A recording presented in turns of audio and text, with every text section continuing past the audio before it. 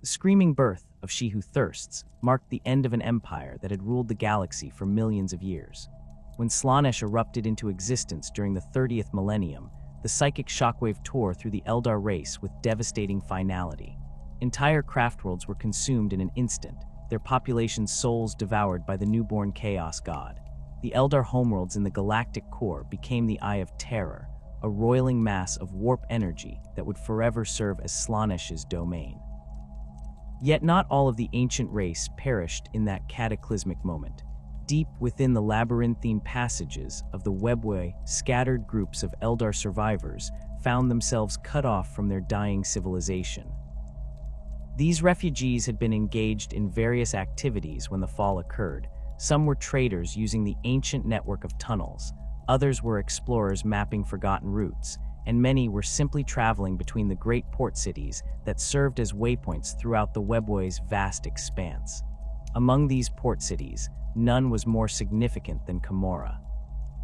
Originally constructed as a trading hub during the height of Eldar civilization, Commorragh had served as a nexus point where dozens of Webway portals converged. Its architecture reflected the pinnacle of Eldar engineering, with soaring spires that defied conventional physics and platforms that hung suspended in the interdimensional space between realms. The city's original inhabitants had been merchants, diplomats, and various functionaries who maintained the flow of goods and information throughout the empire.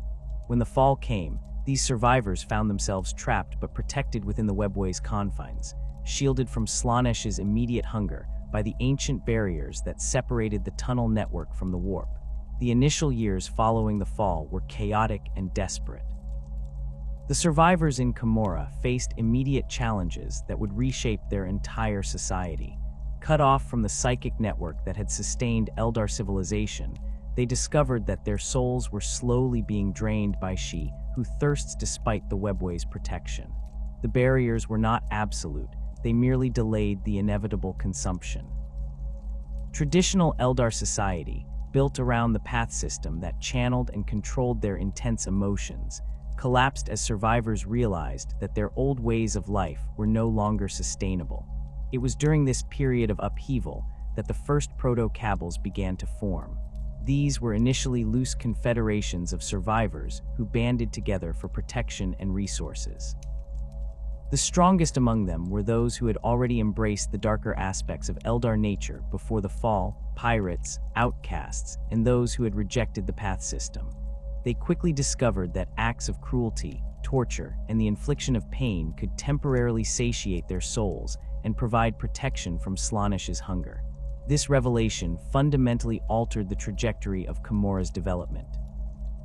Among the various factions that emerged in the early post-fall period, none would prove more significant than the group that coalesced around a former slave named Asdrubal Vect. Unlike many of the survivors who had been merchants or nobles, Vect came from the lowest rungs of pre-fall Eldar society. He had been born into bondage, serving various masters in the outer districts of Commorragh before the catastrophe struck. This background, which should have been a disadvantage, instead provided him with crucial insights into the city's infrastructure and the weaknesses of its ruling class. Vect's rise began in the immediate aftermath of the fall, when traditional authority structures had broken down but had not yet been replaced by new hierarchies. He understood that the old noble houses, despite their initial advantages in terms of resources and followers, were fundamentally unprepared for the new reality of Commorragh. They continued to operate according to pre-fall social conventions, attempting to maintain their status through inherited privilege rather than adapting to the brutal meritocracy that was emerging. The transformation of Vect from slave to leader was neither swift nor easy. He began by gathering other low-born survivors who had been overlooked by the emerging noble factions. These included former servants, maintenance workers, and various outcasts who possessed detailed knowledge of Commorragh's hidden passages and forgotten sectors.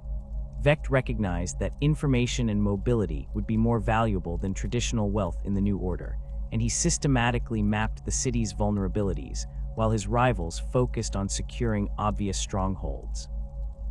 The establishment of what would become the first true Kabal structure emerged from Vect's understanding that the old Eldar concepts of honor and nobility were not only obsolete but actively harmful in their new environment.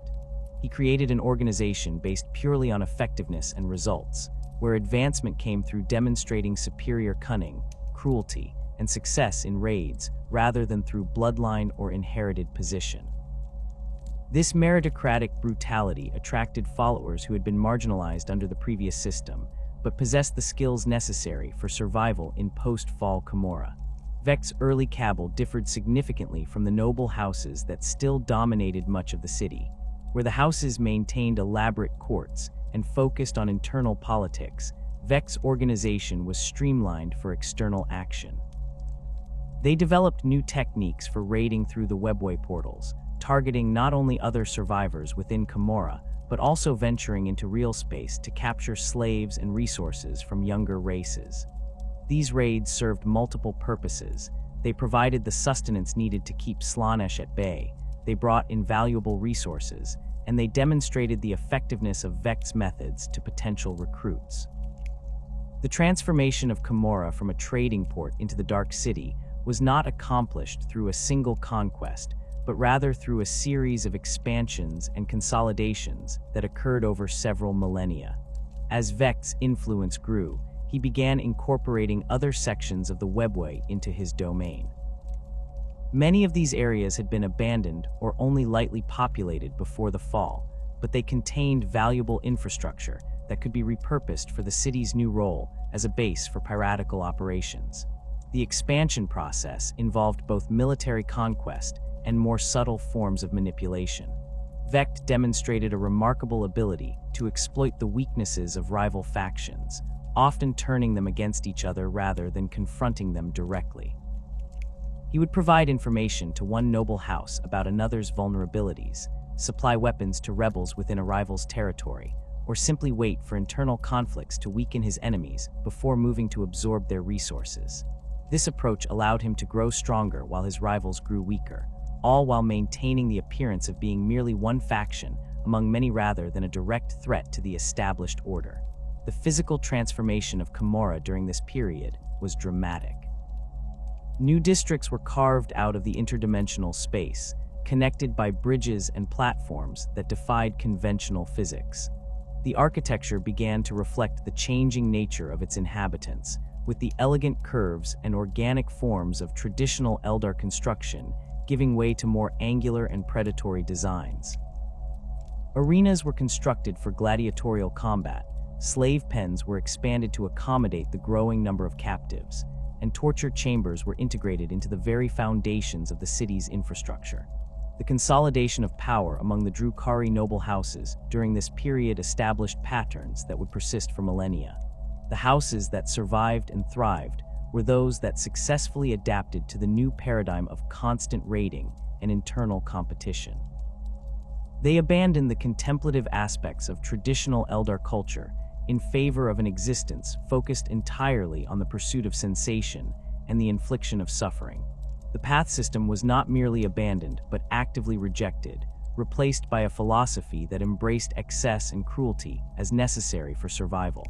Early Kabal warfare was characterized by its complexity and the multiple levels on which it was conducted.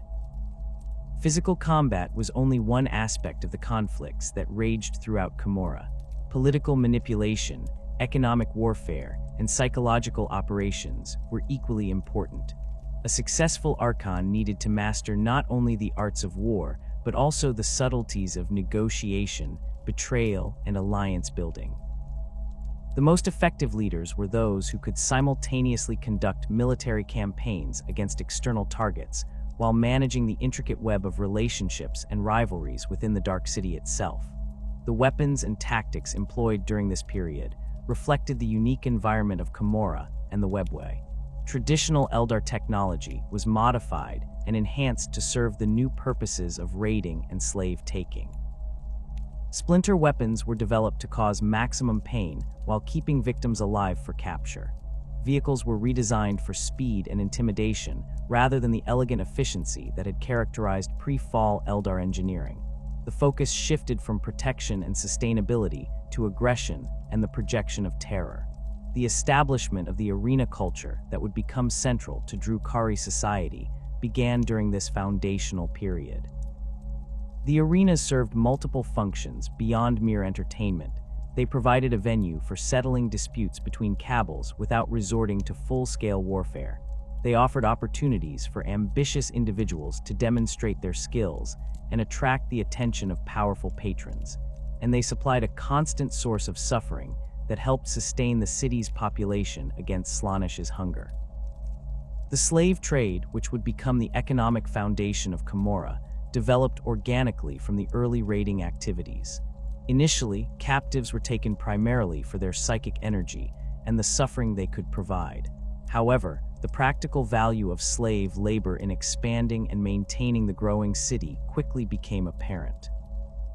Different types of slaves commanded different values. Psychers were prized for their ability to power various technologies and rituals. Skilled artisans could be forced to create weapons and equipment, and ordinary humans served as both laborers and sources of entertainment.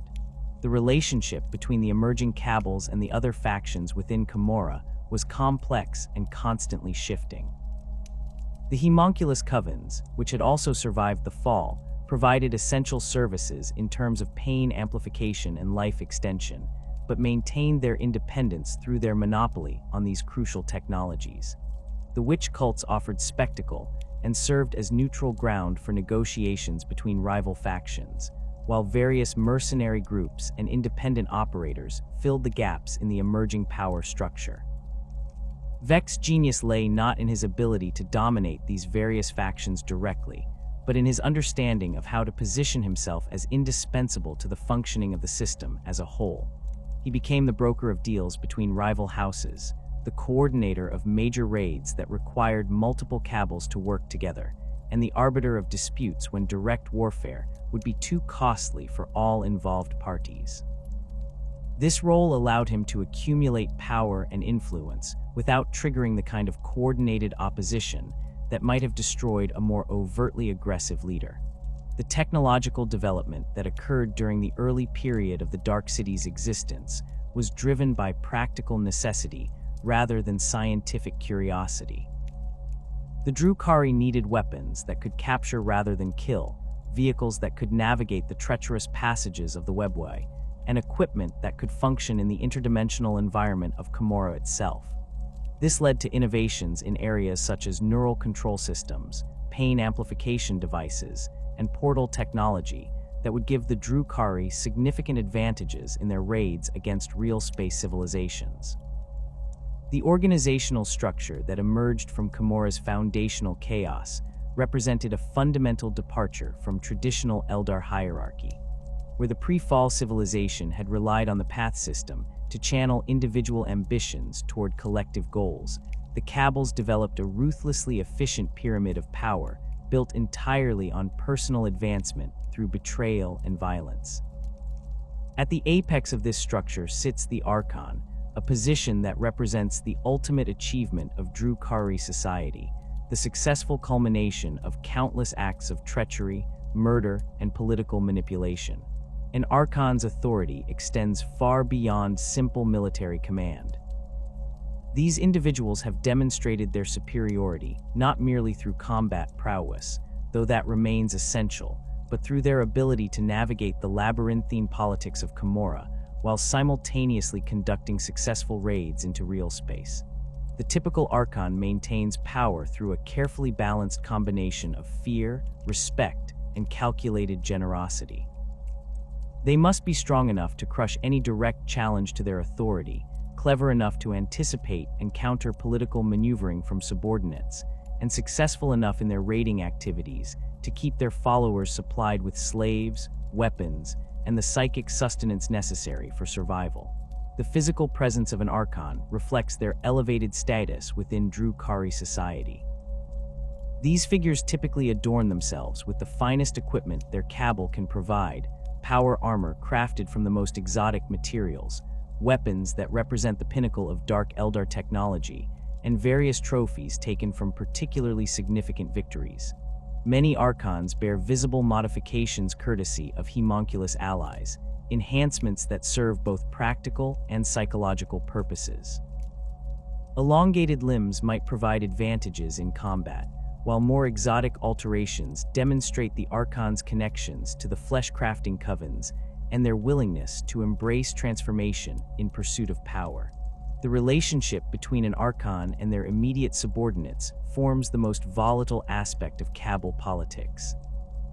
Drakons serve as the Archon's lieutenants, commanding significant portions of the Kabal's military strength, while simultaneously representing the greatest internal threat to their leader's continued survival.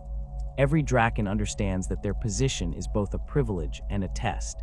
They must demonstrate loyalty and competence to maintain their status, while also positioning themselves to potentially succeed their Archon should the opportunity arise. This dynamic creates a complex web of relationships within the upper echelons of Kabal hierarchy. Drakons must balance their ambitions against the practical necessity of keeping their Kabal functional and successful. A Drakon who moves too quickly against their Archon risks not only personal destruction, but also the fragmentation of the entire organization, which would leave them with nothing to rule. Conversely, a Drakon who appears too content with their subordinate position may find themselves replaced by more ambitious rivals, or eliminated as a potential threat despite their apparent loyalty. The selection and promotion of Drakons reveals much about an Archon's leadership style and strategic thinking.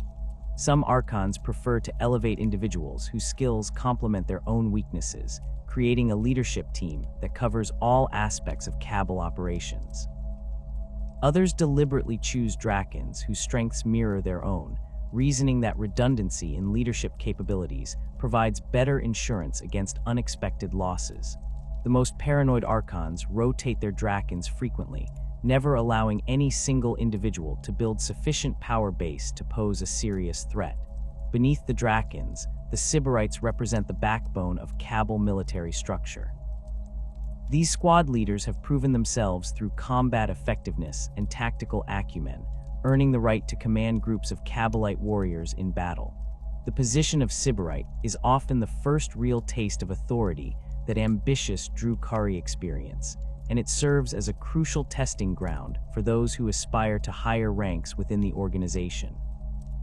A Sybarite must demonstrate not only personal combat skills, but also the ability to inspire fear and loyalty in their subordinates while maintaining discipline during the chaos of battle. The relationship between Sybarites and their warriors differs significantly from the political maneuvering that characterizes interactions between Drakons and Archons.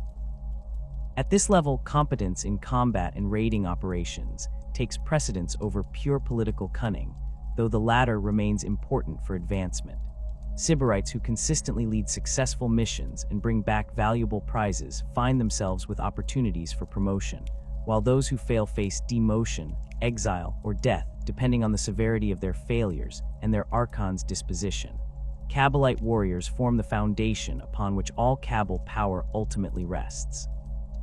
These individuals have survived the brutal selection process that weeds out the weak and incompetent from Drukhari society, proving themselves worthy of bearing arms in service to their betters. The life of a Kabalite warrior is one of constant preparation for violence, punctuated by raids into real space that offer opportunities for advancement, enrichment, and the psychic sustenance necessary for survival. Their equipment reflects their status within the organization: splinter rifles that can inflict exquisite agony on their targets, armor that provides protection while maintaining the mobility essential for Drukhari combat tactics, and various specialized weapons suited to their particular roles within the Kabal's military structure.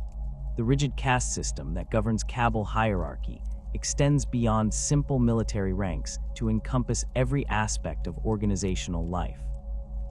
Advancement within this system requires not only demonstrating superior capability, but also eliminating or displacing those who currently occupy desired positions.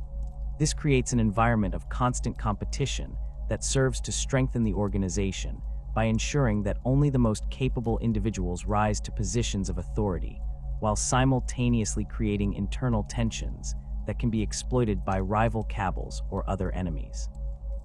The integration of specialized units into Kabal structure represents one of the most complex aspects of Drukhari military organization.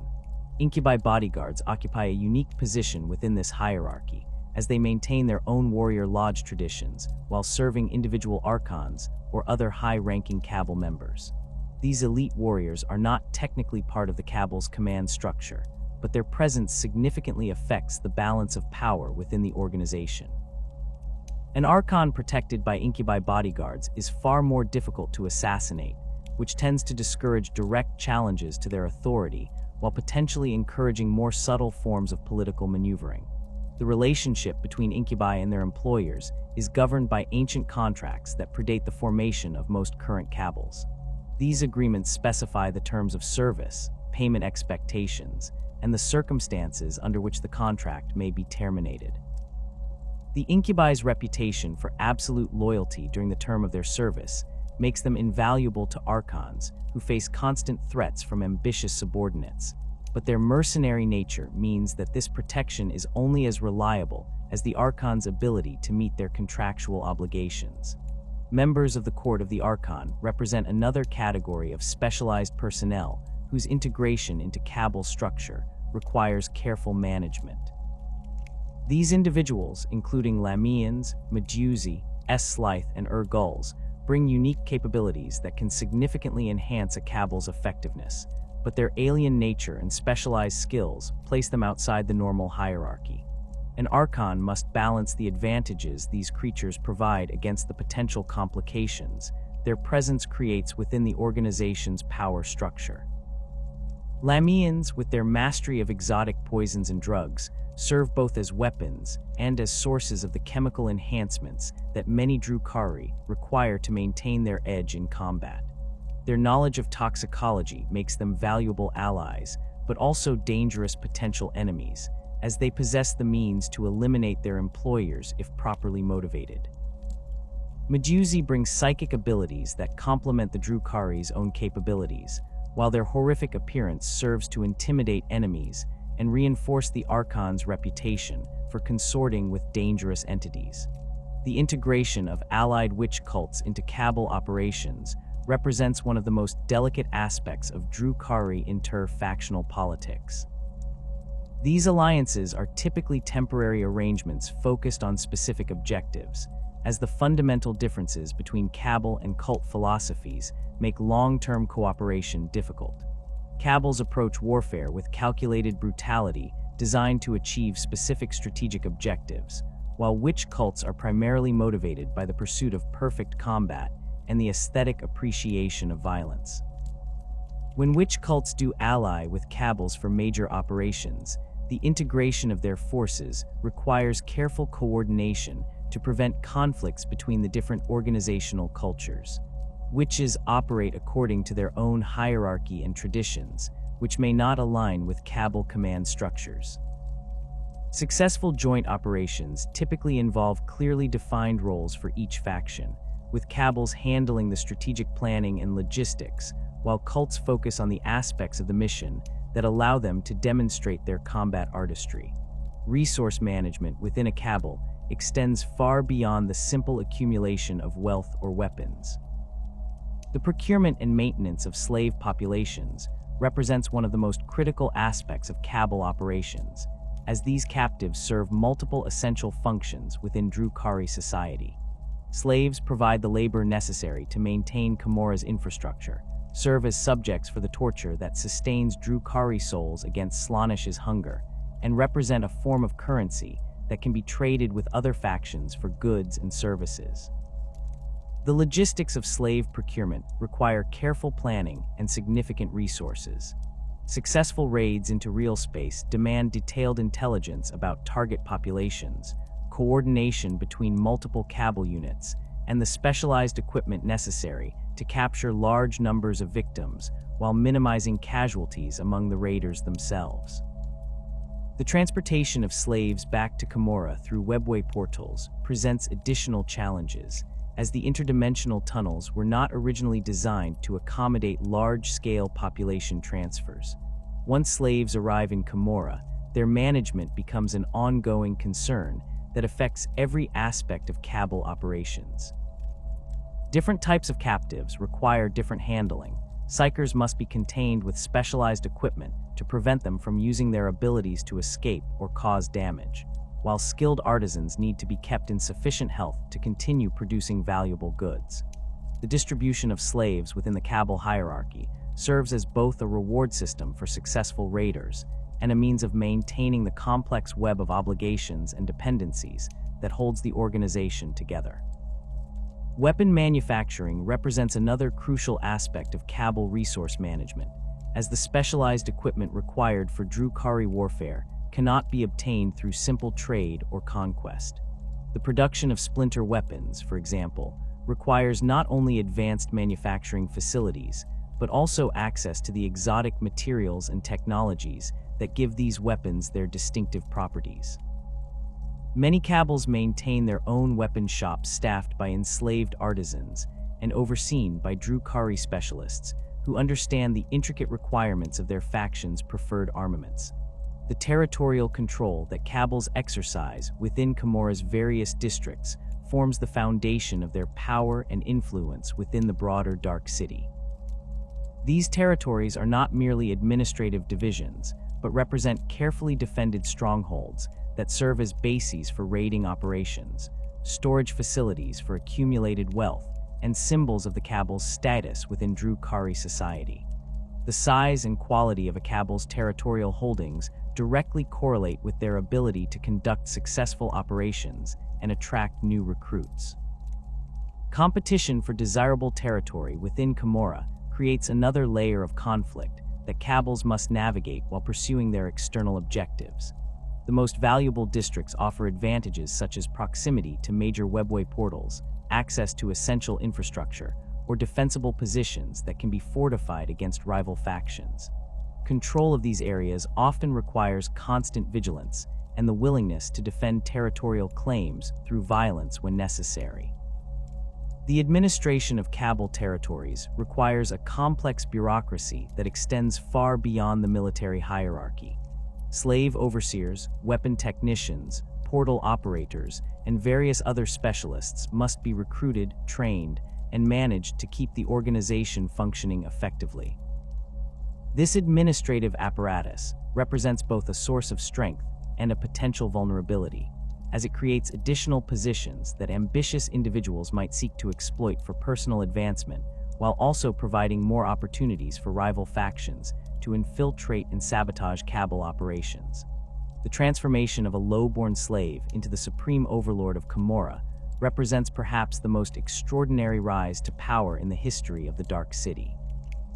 Asdrubal Vect's ascension began in the most unlikely circumstances imaginable. Born into bondage in one of Commorragh's outer districts, he spent his early years performing menial labor for various minor nobles who viewed him as nothing more than expendable property.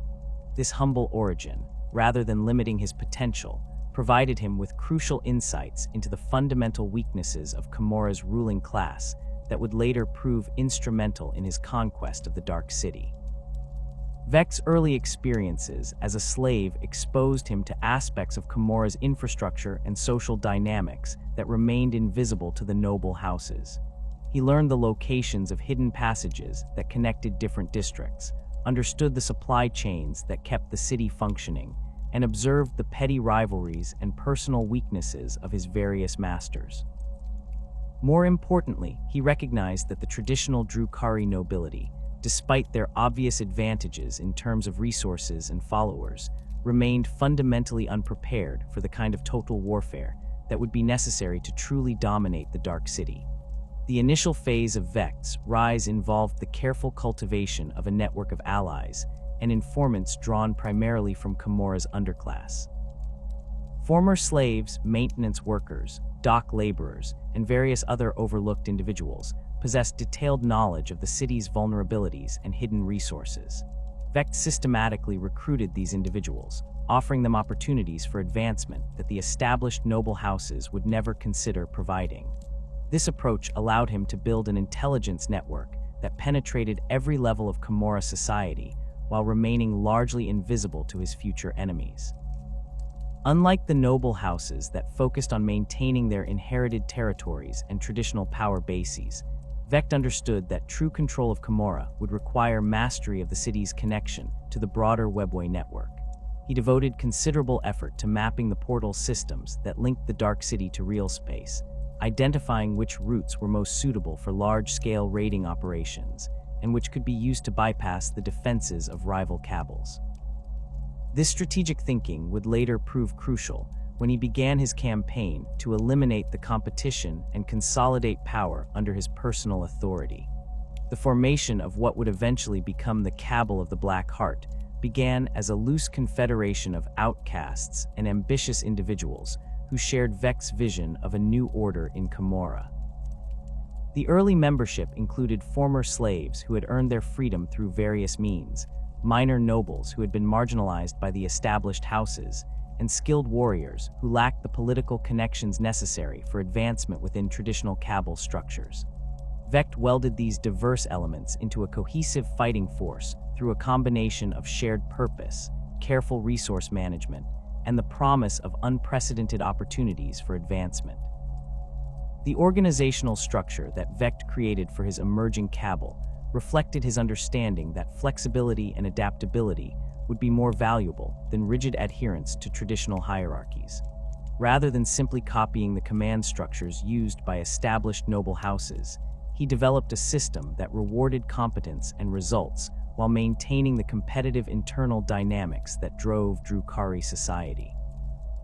Positions within the Black Heart were earned through demonstrated ability rather than inherited privilege, creating a meritocracy that attracted talented individuals from across Commorragh's social spectrum.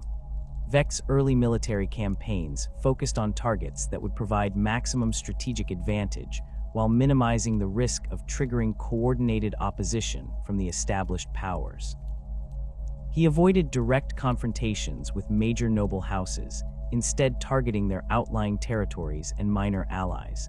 These operations served multiple purposes. They provided his followers with combat experience and valuable resources, demonstrated the effectiveness of his tactical innovations, and gradually weakened the peripheral elements of rival power structures without immediately threatening their core interests. The tactical doctrines developed by the early Black Heart differed significantly from the approaches favored by traditional Drukhari nobility, where established Kabals relied heavily on overwhelming force and direct assault tactics. Vec emphasized intelligence gathering, precise timing, and the exploitation of enemy weaknesses. His forces became specialists in infiltration, sabotage, and coordinated strikes that maximized psychological impact while minimizing their own casualties. These methods proved particularly effective against opponents who expected conventional Drukhari warfare and were unprepared for more sophisticated approaches. The expansion of Black Heart territory within Commorragh required a combination of military conquest and political maneuvering that demonstrated Vec's mastery of both aspects of Drukhari power dynamics. Rather than simply seizing territory through brute force, he often orchestrated situations where rival factions would weaken each other through conflict, allowing him to move in and claim the spoils with minimal expenditure of his own resources. This approach required careful timing and extensive intelligence networks, but it allowed the Black Heart to grow stronger while their enemies grew weaker. One of Vec's most significant early victories involved the manipulation of imperial forces to eliminate a rival Kabal that had been challenging his expansion into a particular district of Commorragh.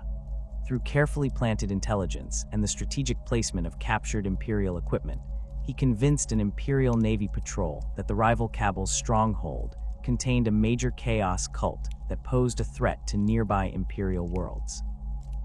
The resulting imperial assault devastated the rival Kabal's forces and infrastructure, leaving their territory vulnerable to Black Heart occupation while maintaining Vec's plausible deniability regarding the entire operation. This manipulation of imperial forces established a pattern that Vec would refine and repeat throughout his rise to power.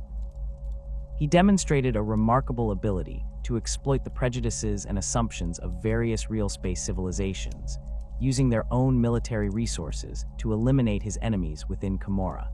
These operations required extensive preparation and careful coordination, as they involved creating convincing false intelligence, positioning assets to support the deception, and ensuring that the resulting conflicts would produce outcomes favorable to Black Heart interests. The subjugation of rival Archons represented perhaps the most complex aspect of Vec's ascension, as these individuals possessed the resources and experience necessary to pose serious threats to his growing power. Rather than engaging in direct military confrontations that might result in costly victories, Vec typically employed more subtle approaches that undermined his rivals' authority and gradually isolated them from their support networks. He would identify and exploit personal rivalries within enemy Kabals, provide covert support to ambitious subordinates who might challenge their leaders, and create situations where rival Archons would be forced to make decisions that weakened their positions regardless of which option they chose. The elimination of Archon Kralach of the Kabal of the Severed Chain exemplified Vec's sophisticated approach to removing rivals. Rather than challenging Kralach directly, Vec orchestrated a series of raids that appeared to be conducted by the Severed Chain against several minor noble houses that were actually Black Heart allies operating under false colors. The resulting conflicts gradually drew Kralach into a multi-front war that depleted his resources and forced him to make increasingly desperate alliances with unreliable partners. When Kralach finally realized that he had been manipulated, his Kabal was too weakened to resist the Black Heart forces that moved to claim his territory and remaining assets. Vec's relationship with the homunculi covens represented one of the most delicate aspects of his political maneuvering, as these ancient flesh crafters possessed capabilities that could significantly enhance or threaten his growing power. Rather than attempting to dominate the covens directly, which would have been both difficult and counterproductive, he positioned himself as a valuable patron who could provide them with interesting subjects for their experiments, while also offering protection from rivals who might interfere with their work. This approach allowed him to access homunculi services and support without triggering the kind of resistance that more aggressive leaders had encountered when dealing with the covens. The strategic use of homunculi allies provided Vec with several crucial advantages during his rise to power. Enhanced warriors created through flesh crafting techniques gave his forces capabilities that conventional Drukhari troops could not match, while the psychological impact of deploying obviously modified soldiers served to intimidate enemies and reinforce his reputation as a leader with access to exotic resources. Additionally, the intelligence networks maintained by various homunculi provided him with information about the activities and vulnerabilities of rival factions throughout Commorragh.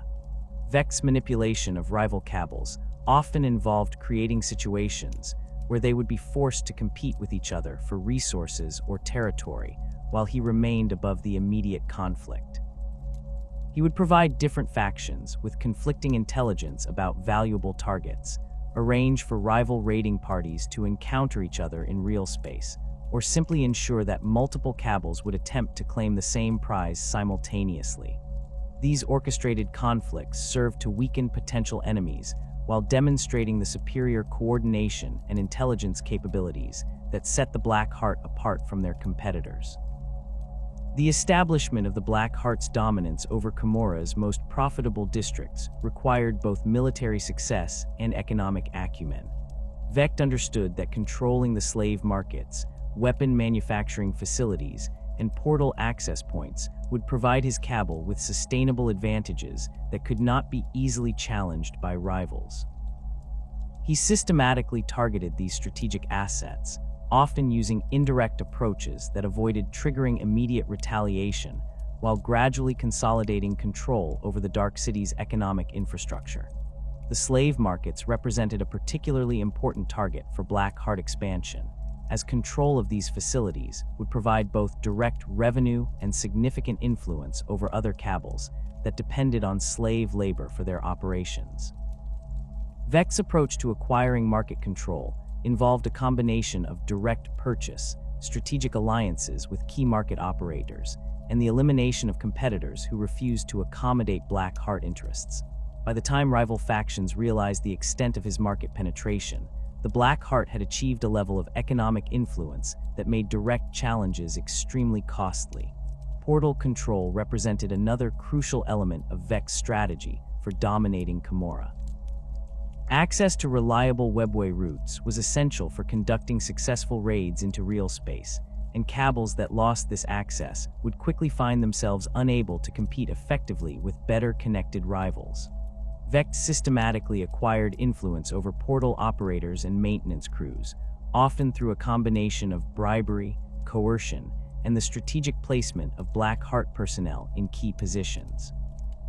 This network of influence allowed him to facilitate his own Kabals operations while potentially disrupting those of his enemies. The political machinations that enabled Vex's rise required a level of strategic thinking that extended far beyond conventional military planning. He maintained detailed intelligence files on every significant figure in Commorragh politics, tracking their relationships, weaknesses, ambitions, and potential vulnerabilities.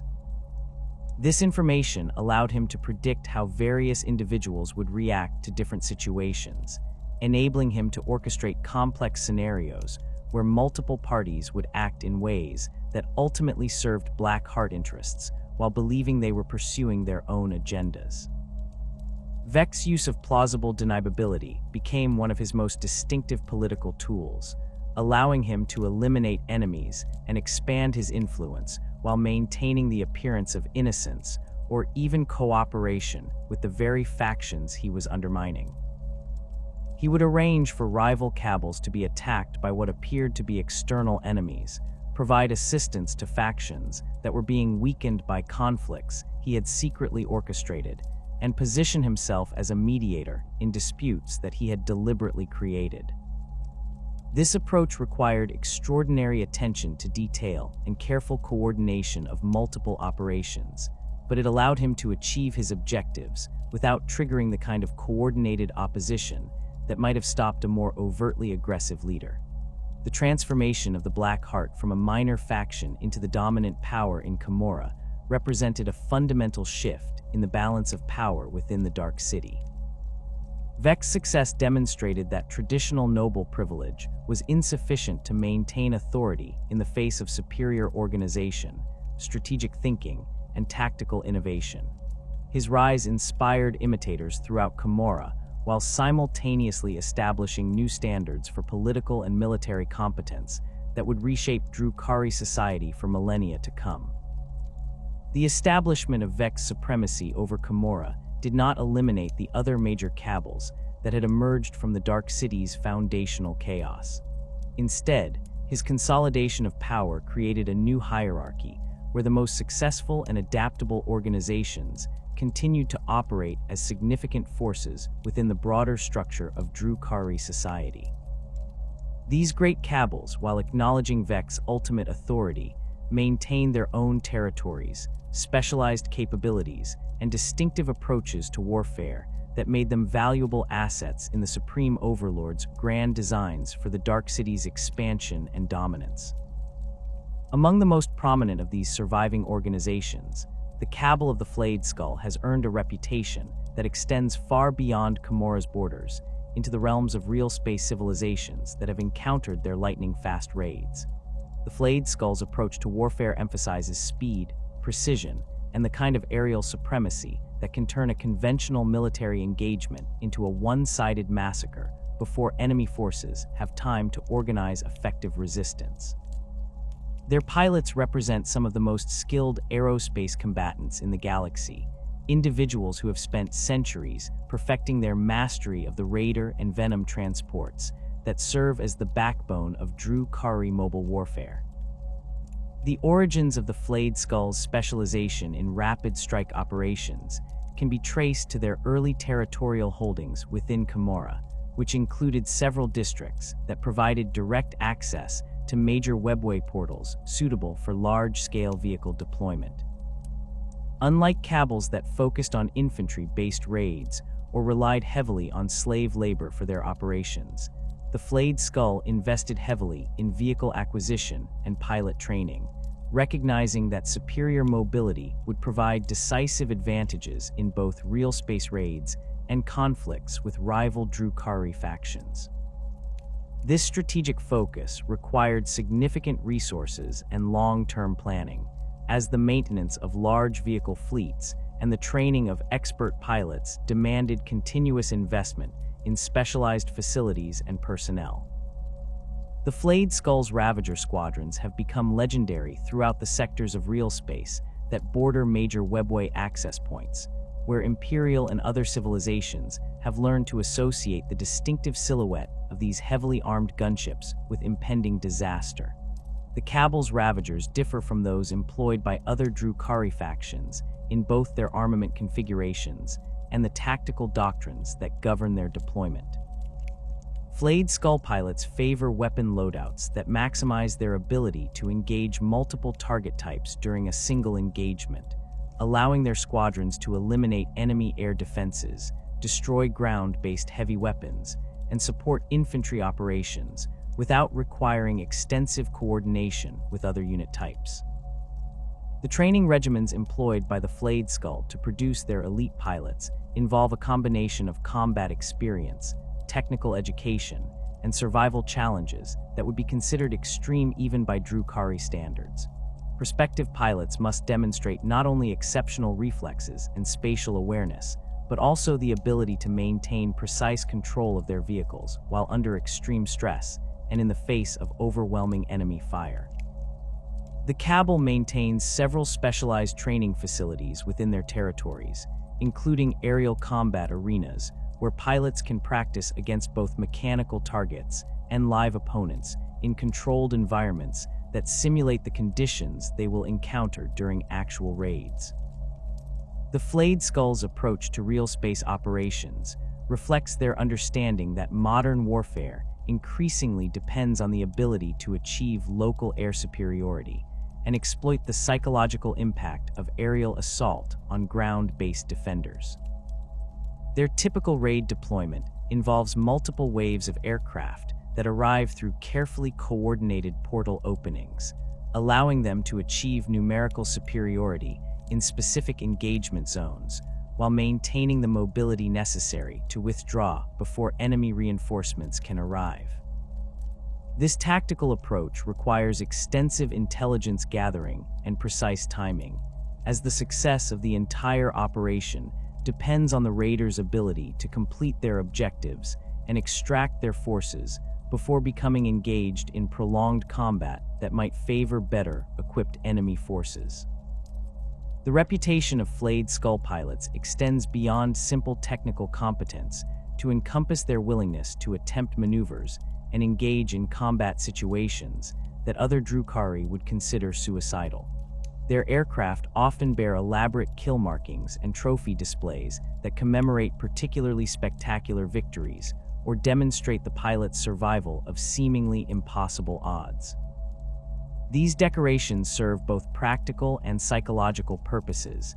They provide enemy forces with clear evidence of the pilot's experience and capabilities, while also reinforcing the Drukhari emphasis on individual achievement and the pursuit of ever greater challenges. The Kabal of the Obsidian Rose represents a fundamentally different approach to Drukhari warfare, one that emphasizes meticulous planning, flawless execution, and the kind of tactical precision that transforms military operations into deadly works of art. Where other Kabals might rely on overwhelming force or superior technology to achieve their objectives, the Obsidian Rose has built its reputation on the ability to identify the optimal solution to any military challenge and execute that solution with a level of coordination and timing that leaves no room for enemy countermeasures or unexpected complications. The perfectionist philosophy that defines Obsidian Rose operations extends to every aspect of their organizational culture, from the selection and training of new recruits to the maintenance of their equipment and the planning of their raids. Members of this Kabal are expected to demonstrate not only competence in their assigned roles, but also a commitment to continuous improvement and the pursuit of tactical excellence that goes beyond simple effectiveness. This creates an internal culture that values innovation and creative problem solving, while maintaining the discipline necessary for complex multi-unit operations that require precise coordination between different elements of the Kabal's forces. The tactical doctrines employed by the Obsidian Rose reflect their understanding that successful military operations depend as much on careful preparation and intelligence gathering as on the capabilities of individual warriors or the quality of their equipment. Their planning processes involve detailed analysis of target capabilities, comprehensive assessment of potential complications or unexpected developments, and the creation of contingency plans that allow their forces to adapt to changing circumstances without losing overall operational coherence. This approach requires significant time and resource investment in the pre-operational phase, but it produces results that consistently exceed what might be expected from forces of comparable size and equipment. Obsidian Rose warriors are distinguished by their exceptional discipline and the precision with which they execute even routine military maneuvers. Their formations move with a coordination that appears almost choreographed, with individual squad members maintaining exact positioning and timing that allows the unit to function as a single organism rather than a collection of separate combatants. This level of coordination requires extensive training and constant practice, as the complex maneuvers favored by the Obsidian Rose depend on each warrior's ability to anticipate and respond to the actions of their teammates without requiring explicit communication or direction. The equipment employed by Obsidian Rose forces reflects their emphasis on precision and reliability over raw destructive power. Their weapons are maintained to specifications that exceed standard Drukhari military requirements, with individual warriors often spending considerable time customizing their armaments to achieve optimal performance characteristics for their specific combat roles. This attention to detail extends to their vehicles and support equipment, which undergo regular maintenance and modification to ensure that mechanical failures or performance limitations do not compromise the execution of carefully planned operations. The Obsidian Rose approach to real space raids involves extensive preliminary reconnaissance and intelligence gathering that allows their forces to identify the most efficient methods for achieving their objectives while minimizing exposure to enemy countermeasures. Their operations typically unfold according to precisely timed sequences that coordinate the actions of multiple units to create cascading effects that overwhelm enemy defenses through superior positioning and timing rather than brute force. This tactical approach requires commanders who can maintain awareness of complex, rapidly evolving situations while making the split-second decisions necessary to exploit emerging opportunities or counter unexpected threats.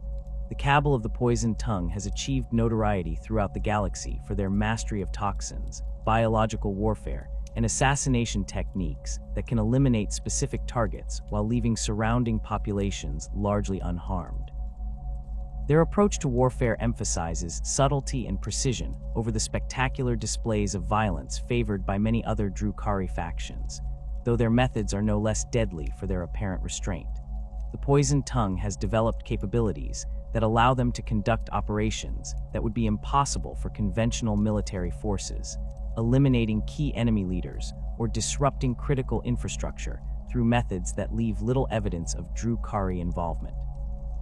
The toxic arsenal employed by the Poisoned Tongue includes both traditional Drukhari splinter weapons enhanced with exotic venoms and more specialized delivery systems designed for covert operations, where conventional weapons would be inappropriate or ineffective.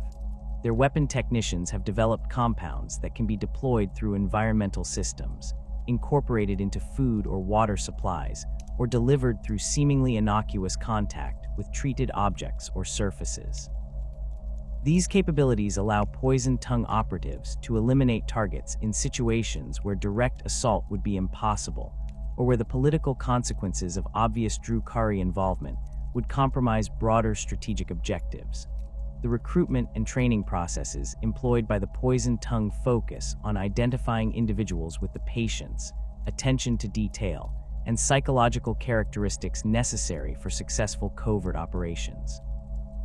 Their operatives must be capable of maintaining cover identities for extended periods while gathering intelligence and positioning themselves for precise strikes against designated targets.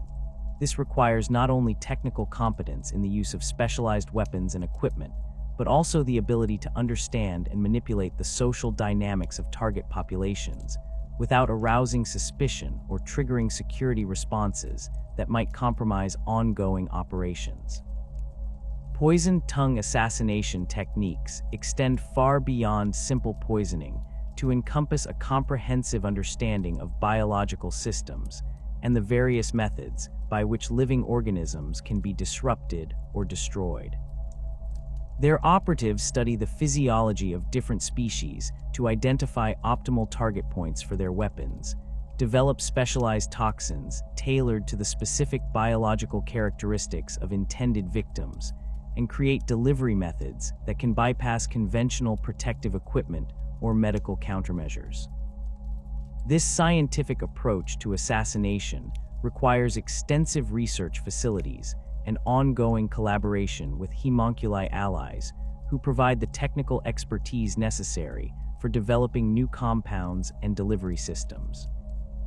The intelligence networks maintained by the Poisoned Tongue represent one of their most valuable assets, as successful covert operations depend on detailed knowledge of target populations, security arrangements, and the personal habits and vulnerabilities of specific individuals.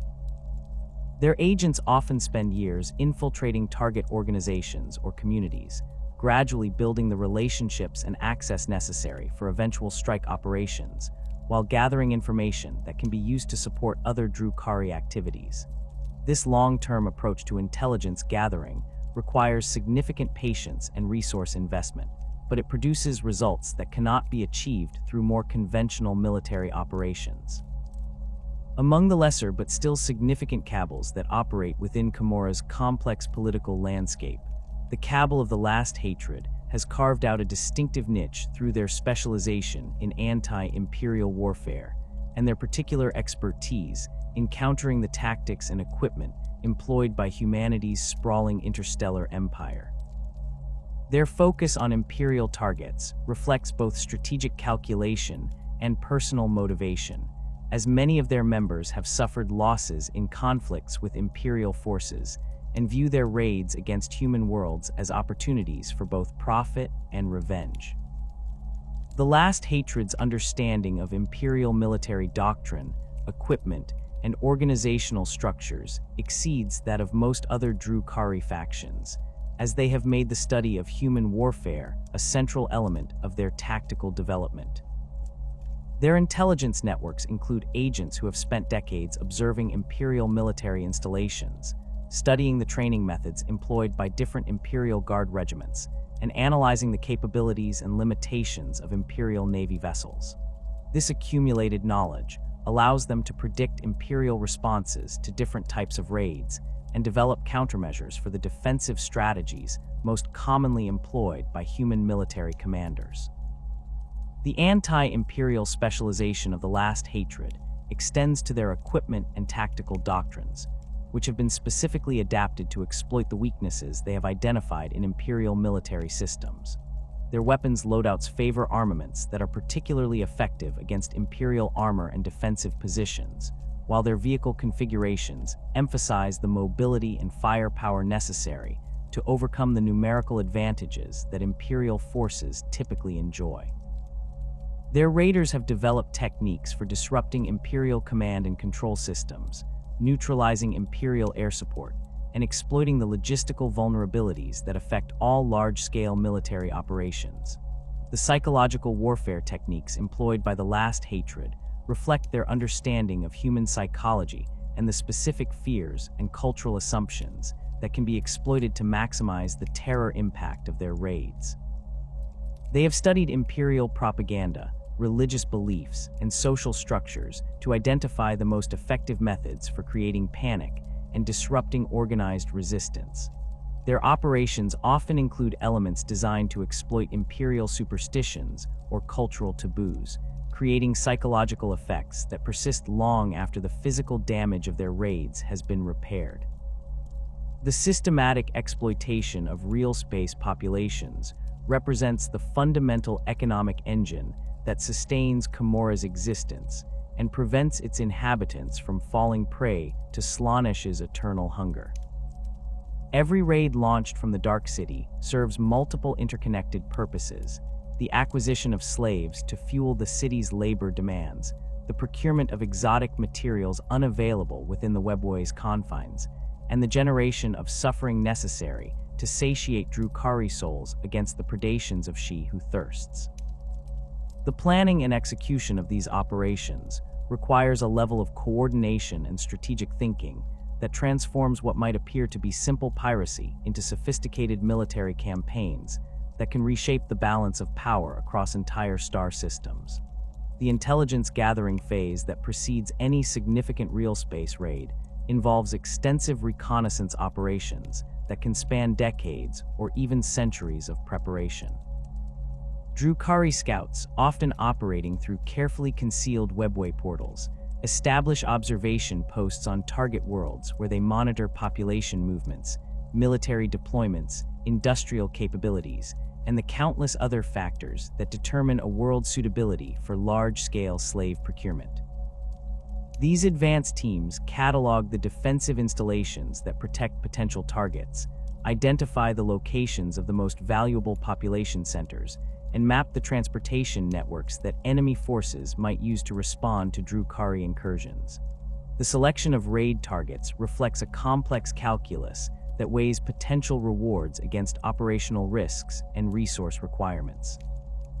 Heavily fortified Imperial hive worlds might contain billions of potential slaves, but their defensive capabilities and the likelihood of rapid military response make them unsuitable for all but the most ambitious multi-Kabal operations. Conversely, lightly defended agricultural worlds or frontier colonies might offer easier conquest, but provide insufficient population density to justify the resources required for large-scale portal deployment and slave transportation. The most attractive targets are typically worlds that combine significant population centers with limited defensive capabilities and geographic isolation that delays potential rescue operations. The procurement of exotic materials represents another crucial consideration in target selection, as Commorragh's industrial base requires constant supplies of rare elements and advanced technologies that cannot be synthesized within the Webway's artificial environment. Forge worlds controlled by the Adeptus Mechanicus contain vast stockpiles of advanced materials and manufacturing equipment, making them extremely valuable targets despite their formidable defenses. Mining worlds that extract rare minerals or energy sources provide different but equally important resources, while research facilities might contain prototype technologies or scientific data that could enhance Drukhari military capabilities. Portal deployment represents one of the most technically demanding aspects of real space raid operations, as the creation of stable Webway connections to target locations requires precise calculations and specialized equipment that must function flawlessly under combat conditions.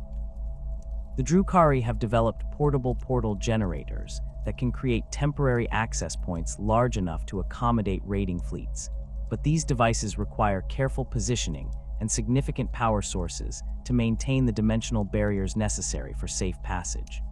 The timing of portal activation must be coordinated with the arrival of raiding forces to minimize the exposure period during which enemy forces might detect and respond to the dimensional disturbance. The technical challenges associated with portal deployment become exponentially more complex when operations involve multiple simultaneous access points or require portals large enough to accommodate heavy vehicles and large numbers of personnel.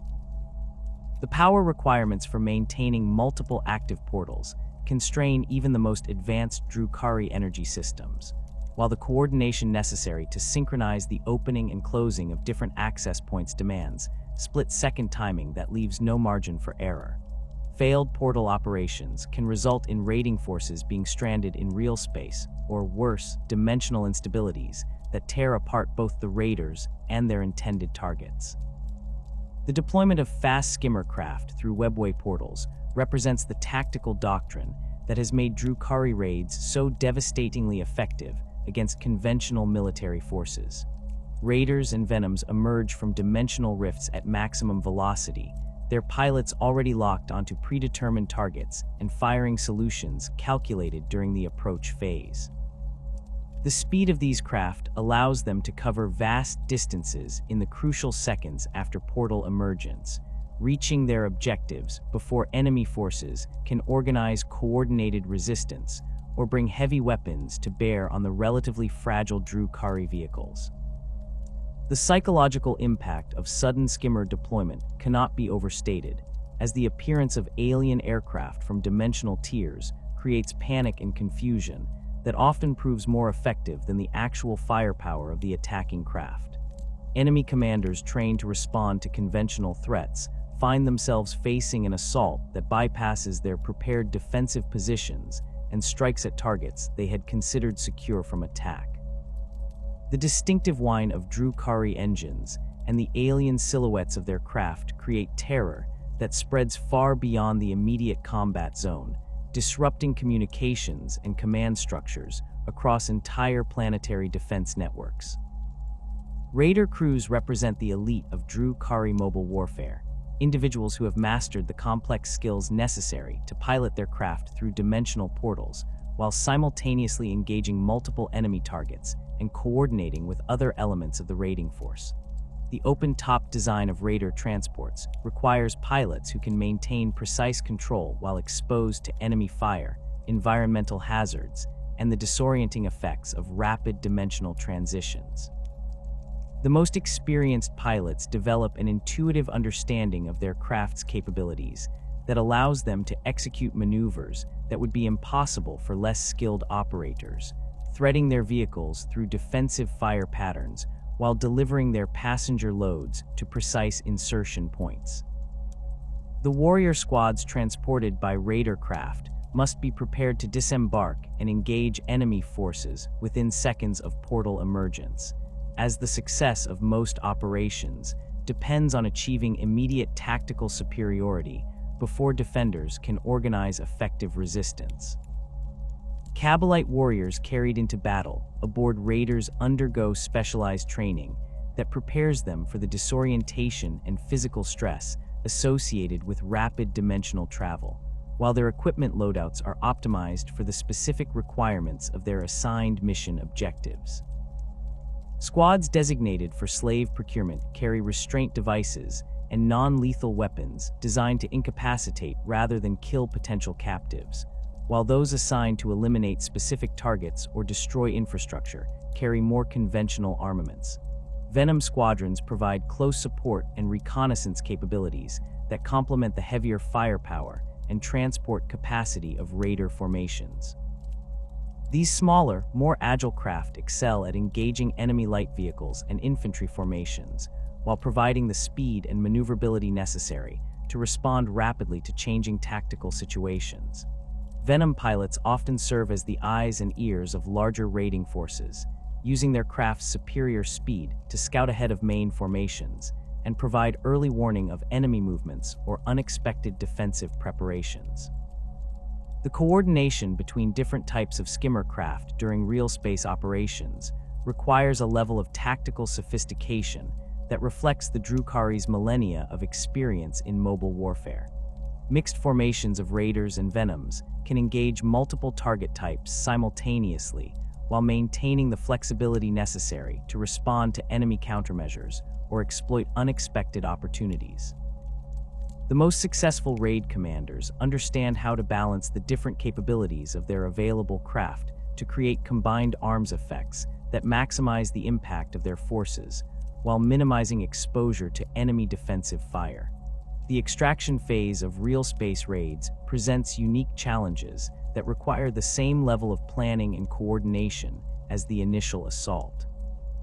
Raiding forces must complete their objectives and return to their extraction points within precisely calculated timeframes, as prolonged exposure to enemy counterattacks can quickly overwhelm even the most capable Drukhari formations.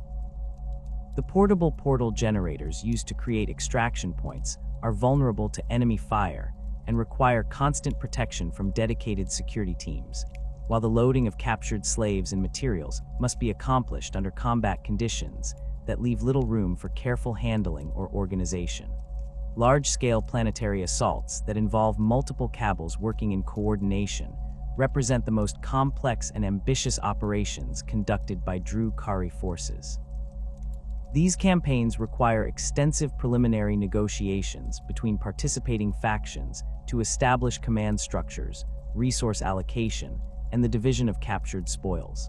The natural competitiveness and mutual suspicion that characterizes relationships between different Kabals makes such cooperation inherently unstable, requiring careful management and constant monitoring to prevent internal conflicts that might compromise the overall operation. The integration of witch cults into major planetary assault operations provides specialized capabilities that complement the tactical strengths of Kabal forces while creating additional coordination challenges. Witch cult warriors excel in close-quarters combat and the kind of spectacular violence that maximizes psychological impact on enemy forces, but their emphasis on individual combat prowess and artistic expression can conflict with the disciplined unit tactics favored by most Kabals. Successful joint operations typically involve clearly defined roles that allow each faction to contribute their particular strengths, while minimizing opportunities for tactical conflicts or command disputes. Homunculus covens bring unique capabilities to large-scale assault operations through their mastery of pain amplification technologies and their ability to deploy specialized creatures that cannot be countered by conventional military responses. Pain engines and other coven constructs serve as psychological warfare tools that create terror effects far beyond their actual combat capabilities, while homunculi themselves provide medical support and torture expertise that enhances the value of captured slaves. The participation of coven forces in joint operations requires careful negotiation regarding the treatment of captives and the allocation of subjects for experimental purposes. The command structures established for multi-faction operations must balance the need for unified tactical direction against the political realities of Drukhari society, where no Archon willingly subordinates themselves to a rival's authority. Successful joint operations typically employ rotating command arrangements, where different faction leaders take responsibility for specific phases of the operation, or parallel command structures that allow each faction to maintain autonomy while coordinating their actions through liaison officers and shared intelligence networks. These arrangements require constant diplomatic management to prevent the personal rivalries and factional disputes that can undermine even the most carefully planned operations. The logistical requirements for planetary assault operations exceed those of smaller raids by several orders of magnitude, as the transportation and supply of large numbers of warriors, vehicles, and specialized equipment through Webway portals demands extensive preparation and resource allocation.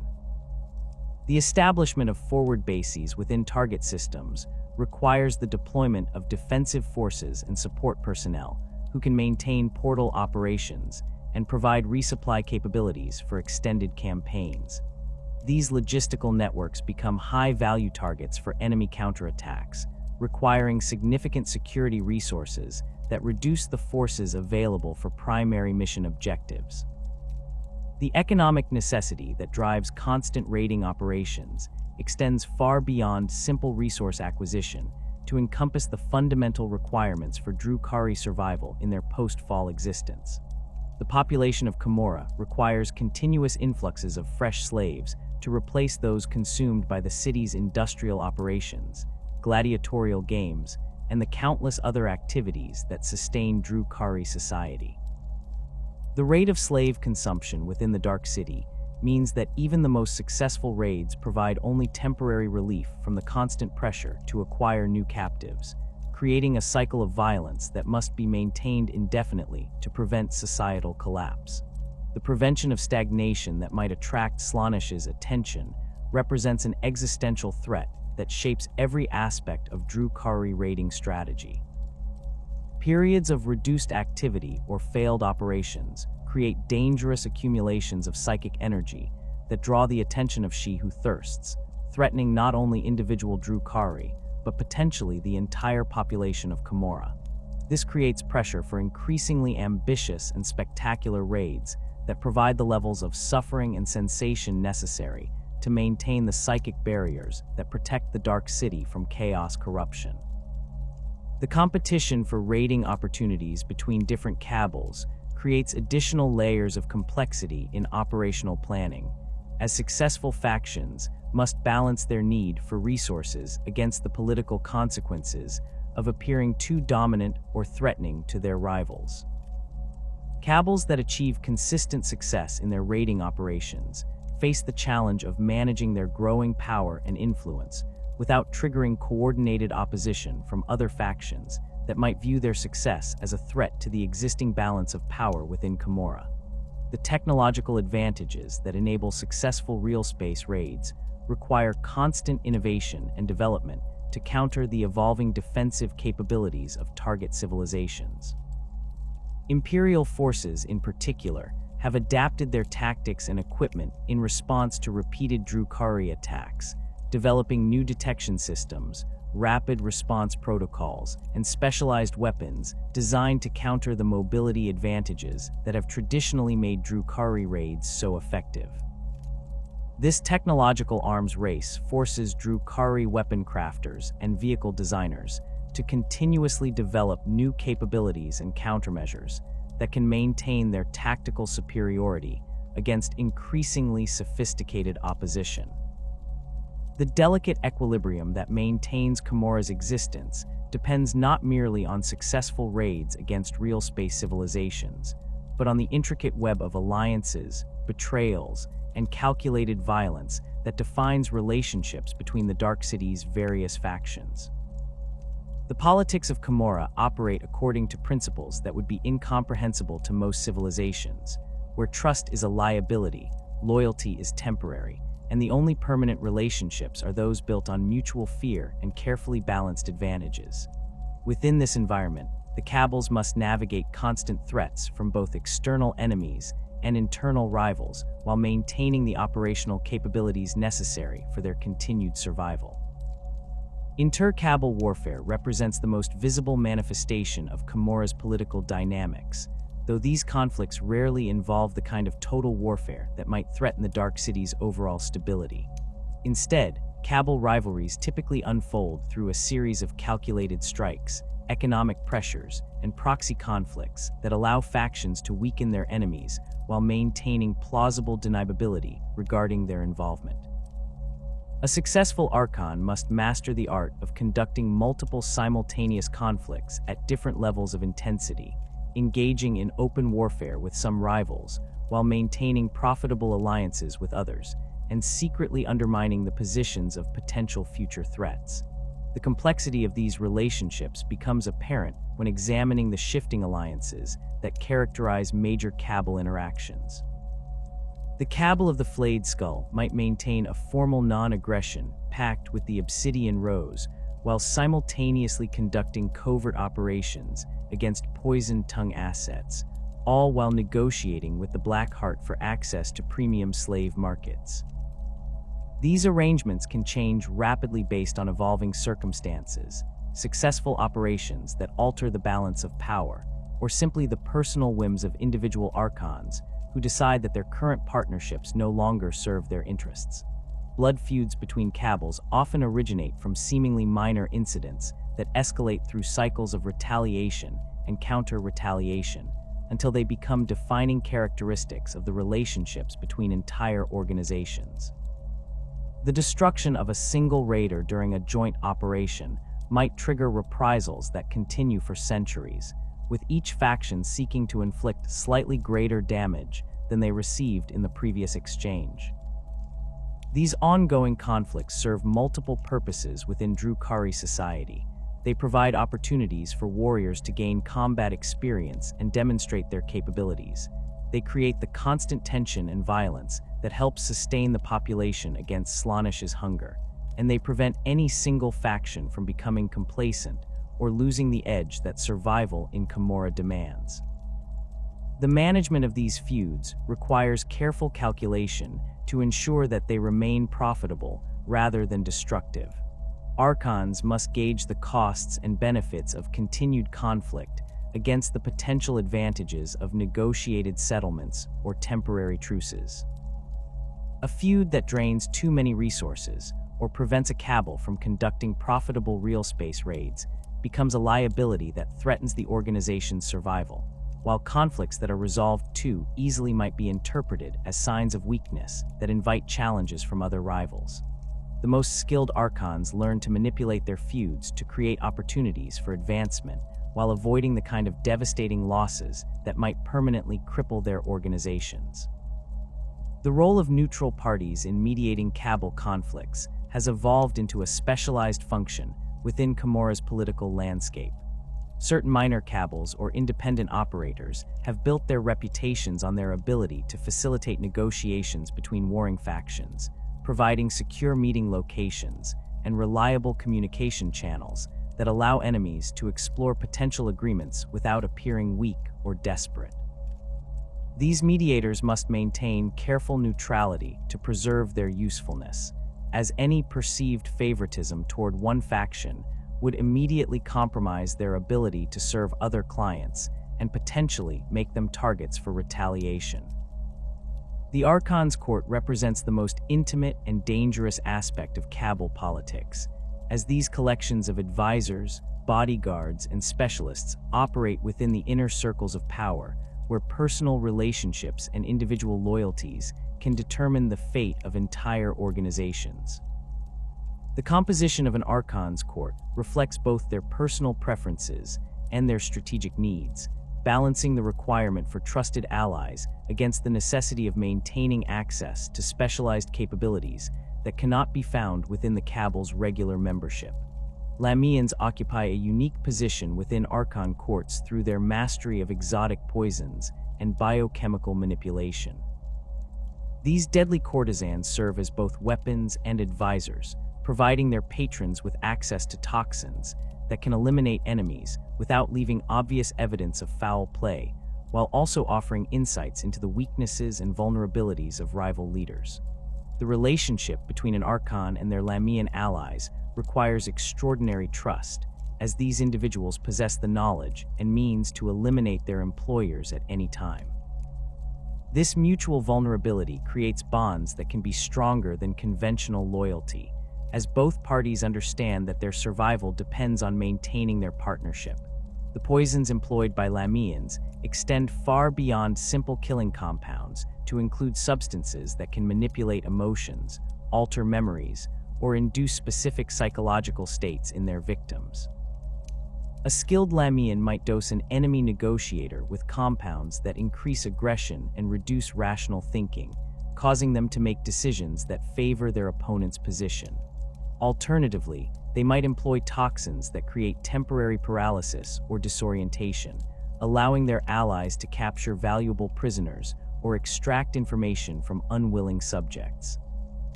The versatility of these chemical weapons makes Lamians invaluable assets in the complex political maneuvering that characterizes Archon-level conflicts.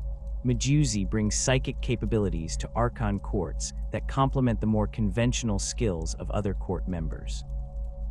These alien creatures possess mental powers that can penetrate the psychological defenses of most sentient species, providing their employers with intelligence-gathering capabilities that would be impossible to achieve through conventional means. The presence of a Medusa in an Archon's court serves as both a practical asset and a symbol of the leader's connections to exotic allies, demonstrating their ability to forge relationships with dangerous non-Drukhari entities. The psychic abilities of Medusi make them particularly valuable during negotiations with other factions, as they can provide their employers with insights into the true intentions and emotional states of rival leaders. A Medusa might detect deception during diplomatic discussions, identify the specific fears or desires that motivate an opponent's behavior, or simply project an aura of menace that influences the psychological dynamics of important meetings. Their alien appearance and obvious psychic power create intimidation effects that can be as valuable as their actual capabilities in determining the outcomes of political confrontations. Slythe bodyguards represent the pinnacle of personal protection services available to Drukhari leaders, combining exceptional combat capabilities with the kind of absolute loyalty that can only be achieved through careful selection and conditioning.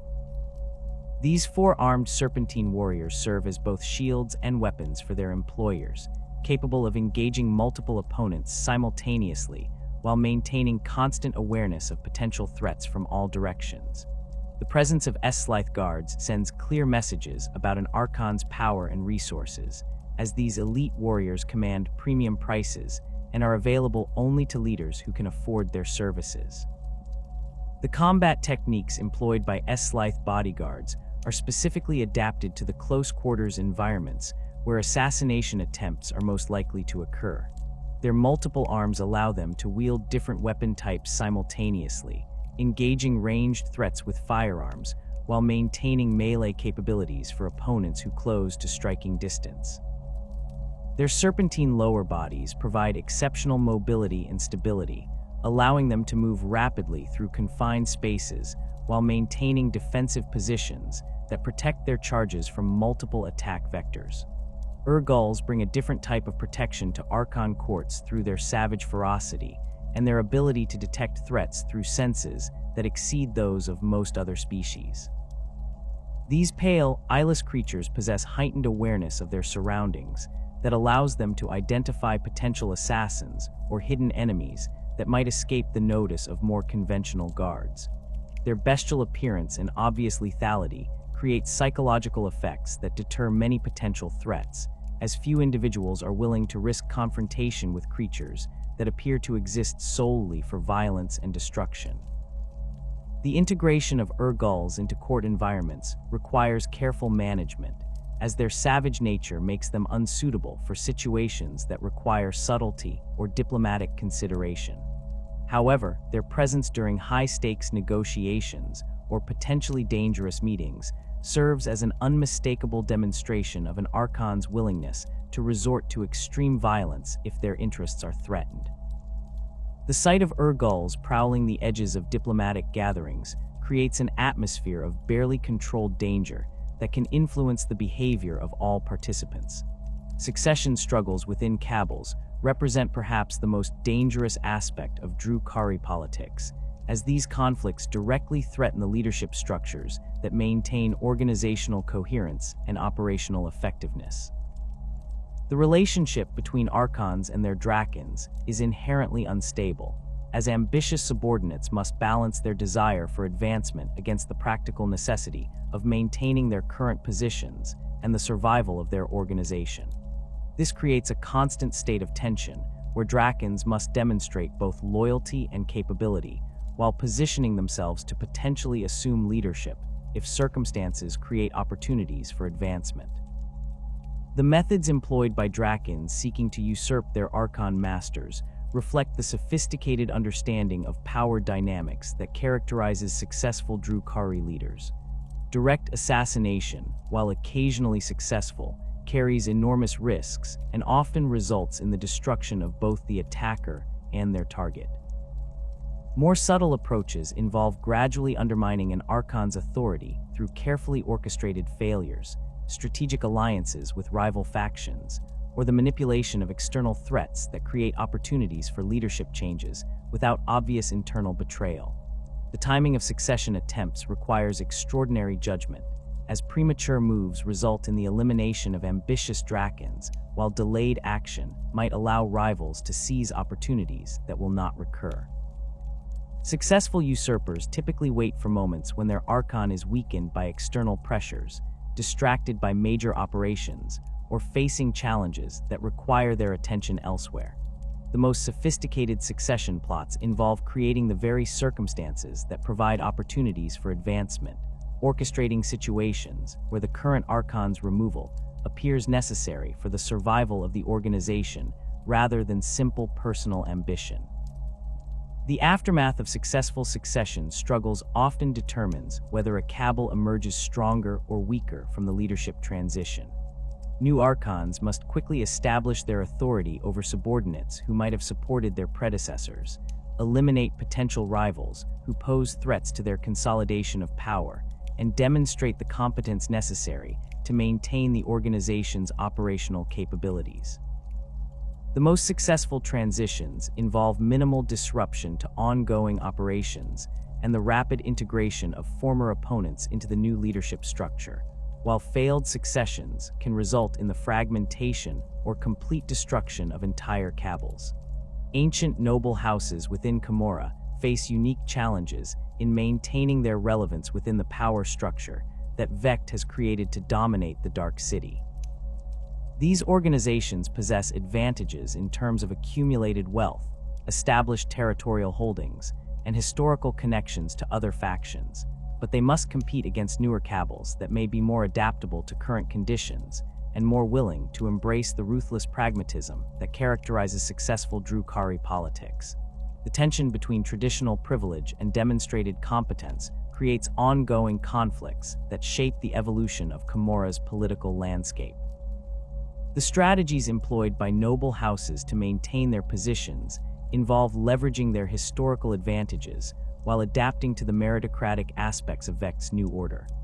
Established houses might use their wealth to recruit talented individuals from other factions, their territorial holdings to control access to essential resources, or their diplomatic connections to forge alliances that provide mutual protection against more aggressive rivals.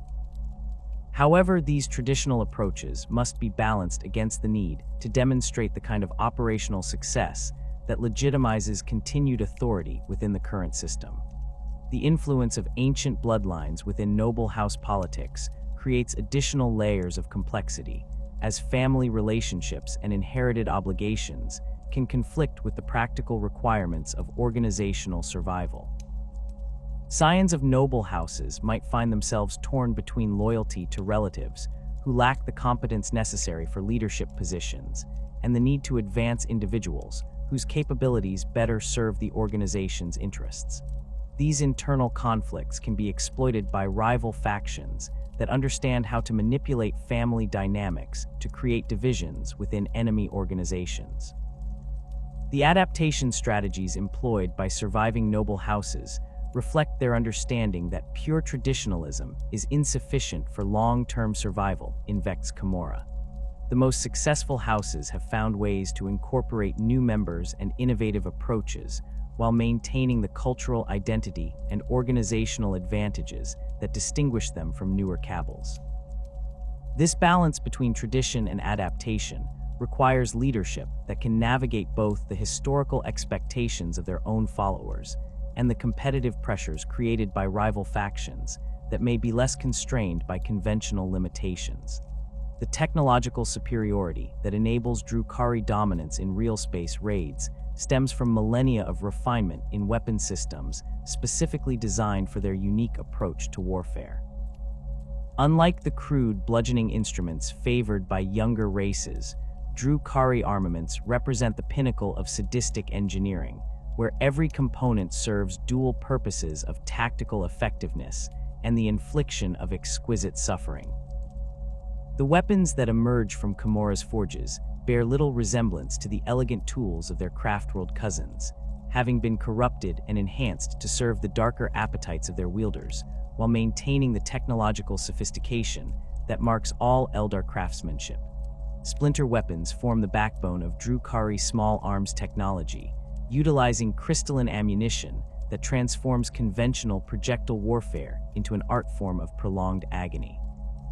The Splinter rifle represents the standard armament for Kabalite warriors, its sleek profile concealing mechanisms of breathtaking complexity that accelerate razor-sharp crystal shards to velocities that can penetrate most conventional armor systems. The weapon's distinctive whine during discharge has become synonymous with Drukhari raids across countless worlds, a sound that triggers primal terror in populations that have survived previous encounters with the Dark City's forces. The crystalline ammunition employed by Splinter weapons undergoes extensive preparation before deployment, with each shard individually crafted and treated with toxins that ensure maximum suffering for any target that survives the initial impact. The crystals themselves are grown in specialized facilities within Commorragh, where Drukhari artisans manipulate their molecular structure to achieve optimal fragmentation patterns and penetration characteristics. Upon impact, these projectiles shatter into microscopic fragments that spread throughout the victim's body, carrying their toxic payload to every organ system while creating wounds that resist conventional medical treatment. The toxins coating splinter ammunition represent some of the most sophisticated biochemical weapons in the galaxy, designed not merely to kill, but to induce specific types of suffering that provide maximum psychic sustenance for Drukhari souls. Different toxin formulations produce varying effects. Some cause immediate paralysis while maintaining full sensory awareness, allowing victims to experience every moment of their capture and subsequent torture. Others induce heightened pain sensitivity that amplifies even minor injuries into sources of overwhelming agony, while more exotic compounds can alter brain chemistry to produce terror, despair, or other emotional states that enhance the psychic energy generated by the victim's suffering.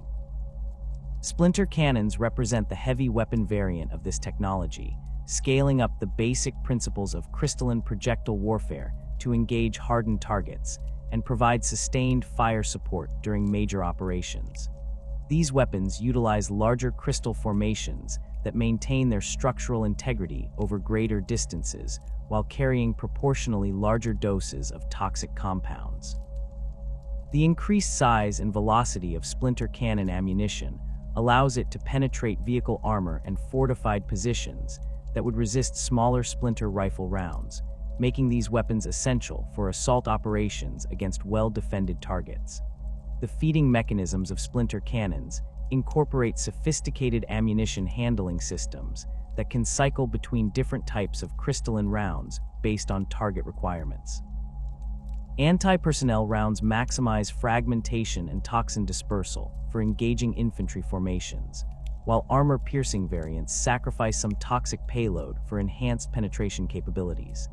The most feared variant employs crystal matrices that continue fragmenting after impact, creating expanding clouds of microscopic shards that can affect multiple targets simultaneously while making the immediate area hazardous for rescue operations.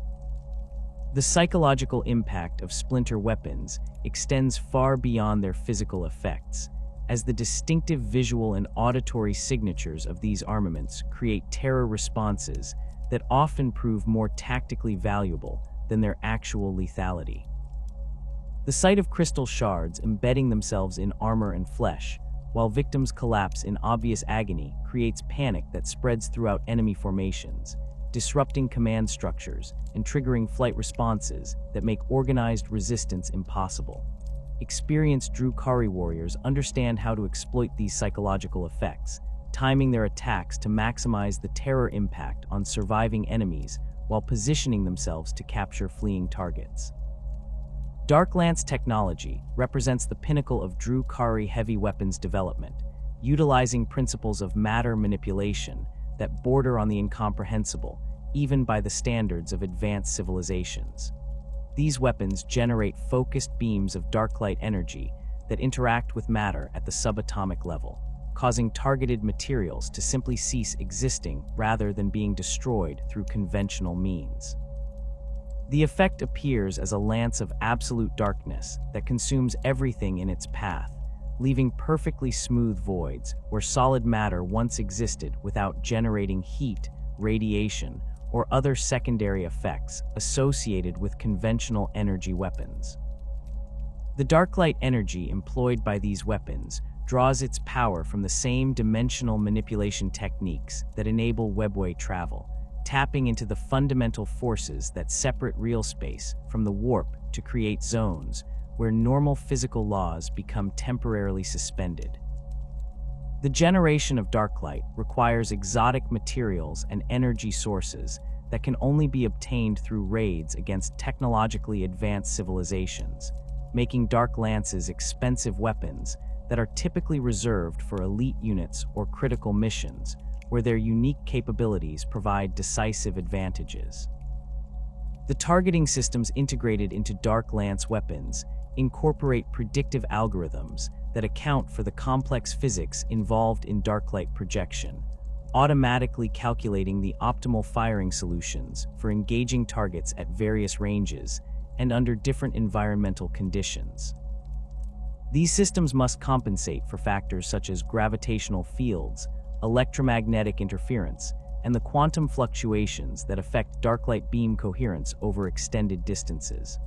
The most advanced dark lance variants include adaptive targeting matrices that can modify beam characteristics in real time to counter enemy defensive measures or optimize effectiveness against specific target types.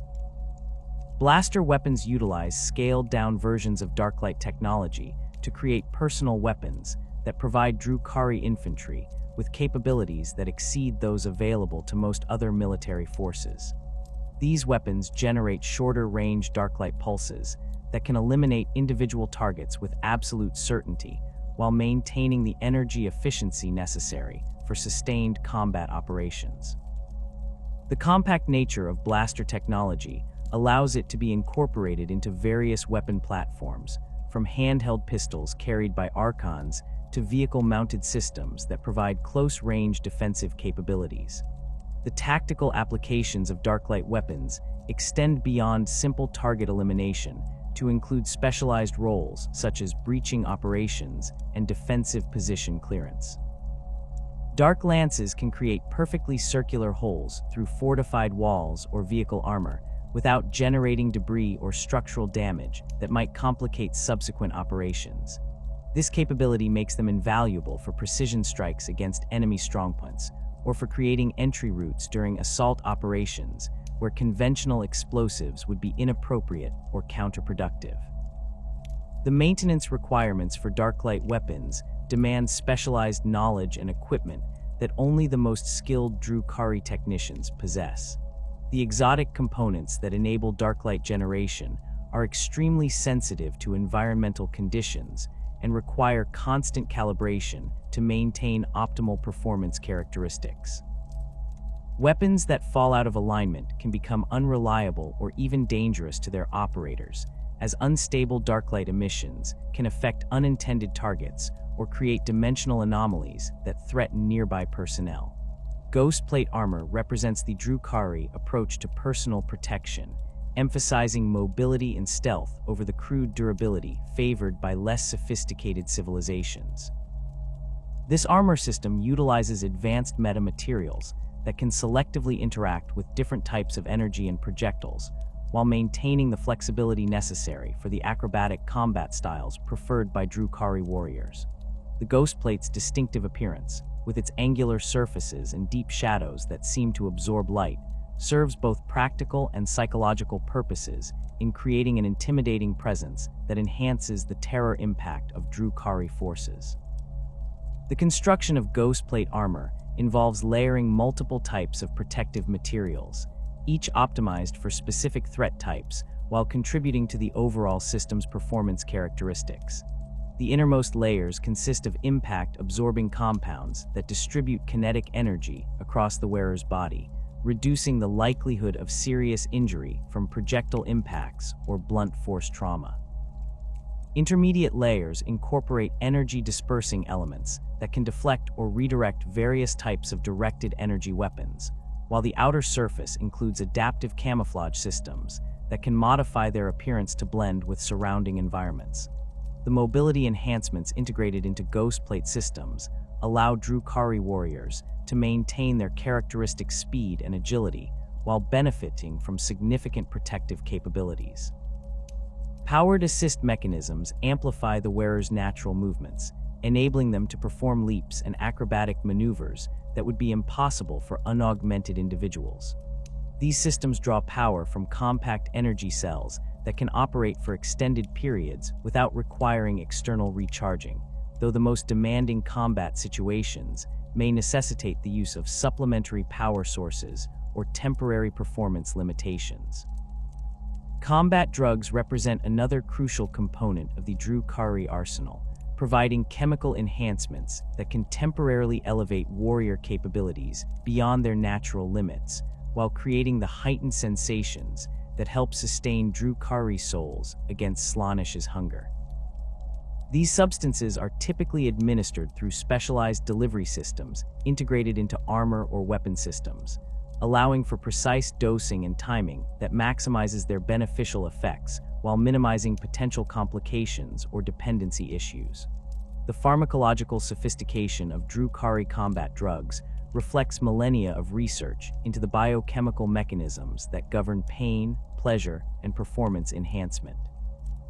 Different drug formulations are designed for specific tactical situations: stimulants that increase reaction times and movement speed for assault operations, analgesics that allow warriors to continue fighting despite severe injuries, and psychoactive compounds that enhance aggression and reduce fear responses during critical moments of combat.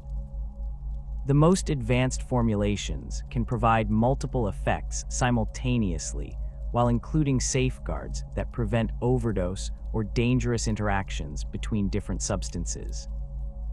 Agonizer weapons epitomize the Drukhari philosophy of inflicting maximum suffering while maintaining tactical effectiveness, combining advanced energy field technology with traditional melee weapon designs to create instruments that can defeat any armor system, while ensuring that their victims experience unimaginable agony before death provides release. These weapons generate neural disruption fields that directly stimulate pain receptors throughout the target's nervous system, creating sensations that exceed the normal limits of biological pain tolerance, while simultaneously disrupting motor functions and cognitive processes. The energy fields produced by agonizer weapons can be modulated to achieve different effects based on the wielder's tactical requirements or personal preferences. Low-intensity settings might be used to incapacitate prisoners without causing permanent damage, while maximum power configurations can induce pain so intense that victims lose consciousness or suffer permanent neurological damage. The most skilled agonizer wielders learn to adjust their weapon settings during combat, using different intensities to control enemy behavior or extract information from captured opponents. The psychological warfare applications of agonizer weapons make them valuable tools for crowd control and intimidation operations, where the goal is to break enemy morale rather than simply eliminate opposition forces.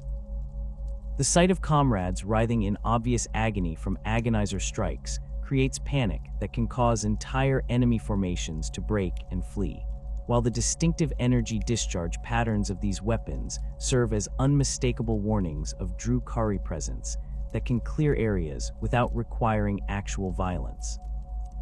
Vehicle warfare represents the domain where Drukhari technological superiority becomes most apparent, as their skimmer craft combines speed, firepower, and maneuverability in configurations that conventional military forces find impossible to counter effectively. Raider transports exemplify this approach, utilizing anti-gravity systems that allow them to achieve remarkable velocities while maintaining the stability necessary for accurate weapons fire and precise troop deployment. The open-top design of these vehicles reflects Drukhari confidence in their superior reflexes and armor systems, while providing the visibility and firing angles that their crews require for maximum effectiveness. The anti-gravity technology that enables Raider performance draws power from the same energy systems that support other Drukhari equipment, creating integrated vehicle systems where propulsion, weapons, and defensive capabilities can share resources based on tactical requirements. During high-speed approaches, maximum power can be devoted to propulsion systems to achieve the velocities necessary for successful portal emergence and target engagement. Once combat is joined, power allocation can shift to weapons and defensive systems while maintaining sufficient propulsion capability for tactical maneuvering and extraction operations. Ravager gunships represent the heavy fire support variant of Drukhari skimmer technology, mounting multiple dark lance or disintegrator cannon systems on platforms that can deliver devastating firepower while maintaining the mobility necessary to avoid enemy countermeasures. These vehicles serve as the primary anti-armor assets for most Drukhari forces, capable of engaging enemy heavy vehicles, fortified positions, and aircraft with equal effectiveness. The combination of dark-light weapons and high-speed platforms creates tactical capabilities that few enemy forces can match, as Ravagers can eliminate high-value targets and withdraw before enemy forces can organize effective responses. The crew requirements for Ravager operations reflect the complexity of coordinating multiple weapon systems while maintaining vehicle control under combat conditions. Ravager pilots must possess exceptional spatial awareness and reflexes to maintain optimal firing positions while avoiding enemy defensive fire, while gunners require the technical knowledge necessary to operate sophisticated targeting systems and the tactical understanding to prioritize targets effectively during rapidly evolving combat situations. The most experienced Ravager crews develop intuitive coordination that allows them to engage multiple targets simultaneously while maintaining the formation discipline necessary for effective squadron operations. Venom transports provide specialized capabilities that complement the heavier firepower and transport capacity of Raider squadrons, utilizing their superior speed and maneuverability to conduct reconnaissance missions, provide close support for infantry operations, and engage enemy light vehicles and aircraft. The compact size of Venom craft allows them to operate in environments where larger vehicles would be vulnerable or ineffective, while their advanced sensor systems provide the intelligence-gathering capabilities that enable successful Drukhari operations. The integration of different vehicle types into coherent tactical formations requires extensive training and coordination to achieve the combined arms effects that maximize Drukhari operational effectiveness.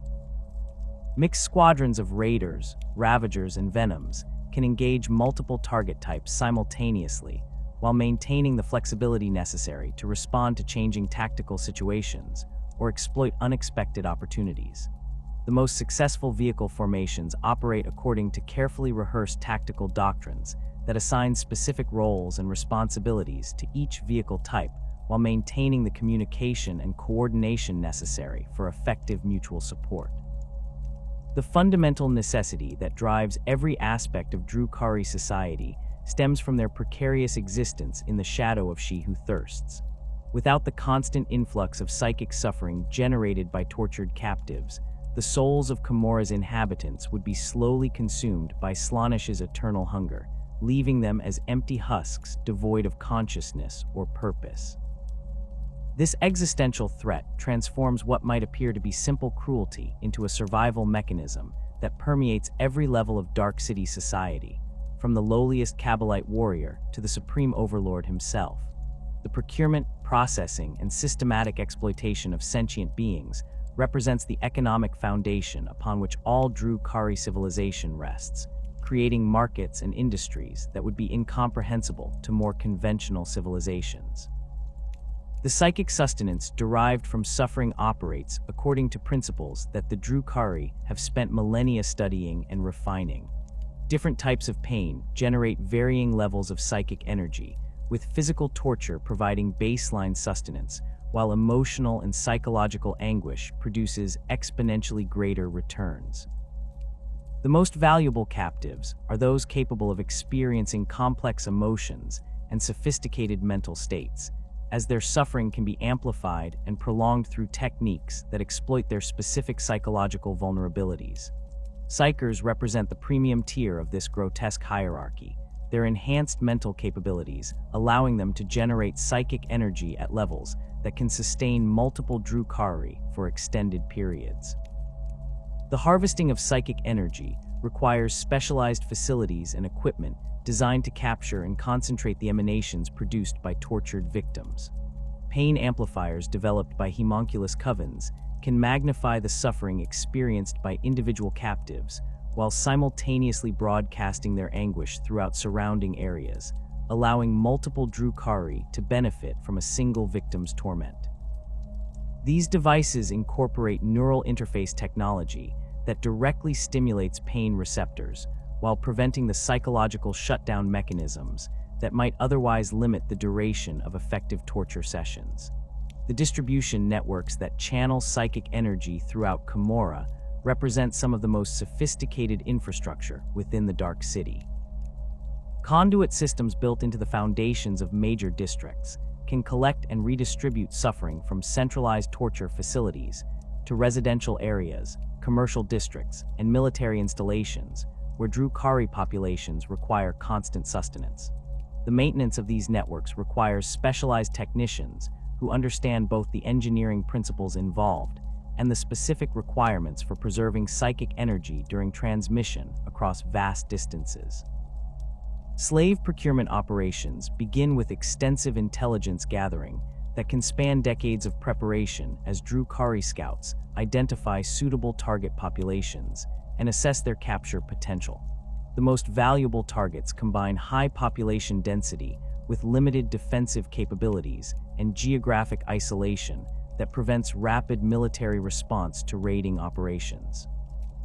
Imperial hive worlds represent ideal hunting grounds due to their massive populations and the complex urban environments that provide numerous opportunities for concealment and infiltration, while frontier colonies offer easier conquest but lower population yields that may not justify the resources required for large-scale portal deployment. The assessment of target populations involves detailed analysis of their biological and psychological characteristics to determine their suitability for different types of exploitation. Humans represent the most common captive species due to their widespread distribution throughout the galaxy and their capacity for both physical and emotional suffering, while their relatively short lifespans create constant demand for fresh replacements. Tau populations provide interesting variations in psychological torture due to their collective mindset and philosophical dedication to the greater good, making their despair particularly potent when their belief systems are systematically dismantled through carefully orchestrated suffering. Orc captives present unique challenges and opportunities for Drukhari slavers, as their natural aggression and pain tolerance require specialized handling techniques, while their capacity for violence makes them valuable subjects for gladiatorial combat. The orc psychology that treats pain as merely another form of stimulation necessitates more creative approaches to torture, often involving the systematic destruction of their ability to fight or the forced observation of their companions suffering rather than direct physical abuse. The most skilled Drukhari torturers have developed techniques for breaking orc mental resilience by exploiting their pack mentalities and competitive instincts. The capture of high-value individuals requires specialized raid configurations that prioritize precision and stealth over the mass casualty operations typical of standard slave procurement missions. Imperial governors, military commanders, and other leadership figures represent premium targets whose psychological profiles have been studied extensively to identify the specific fears and attachments that can be exploited during their subsequent torture.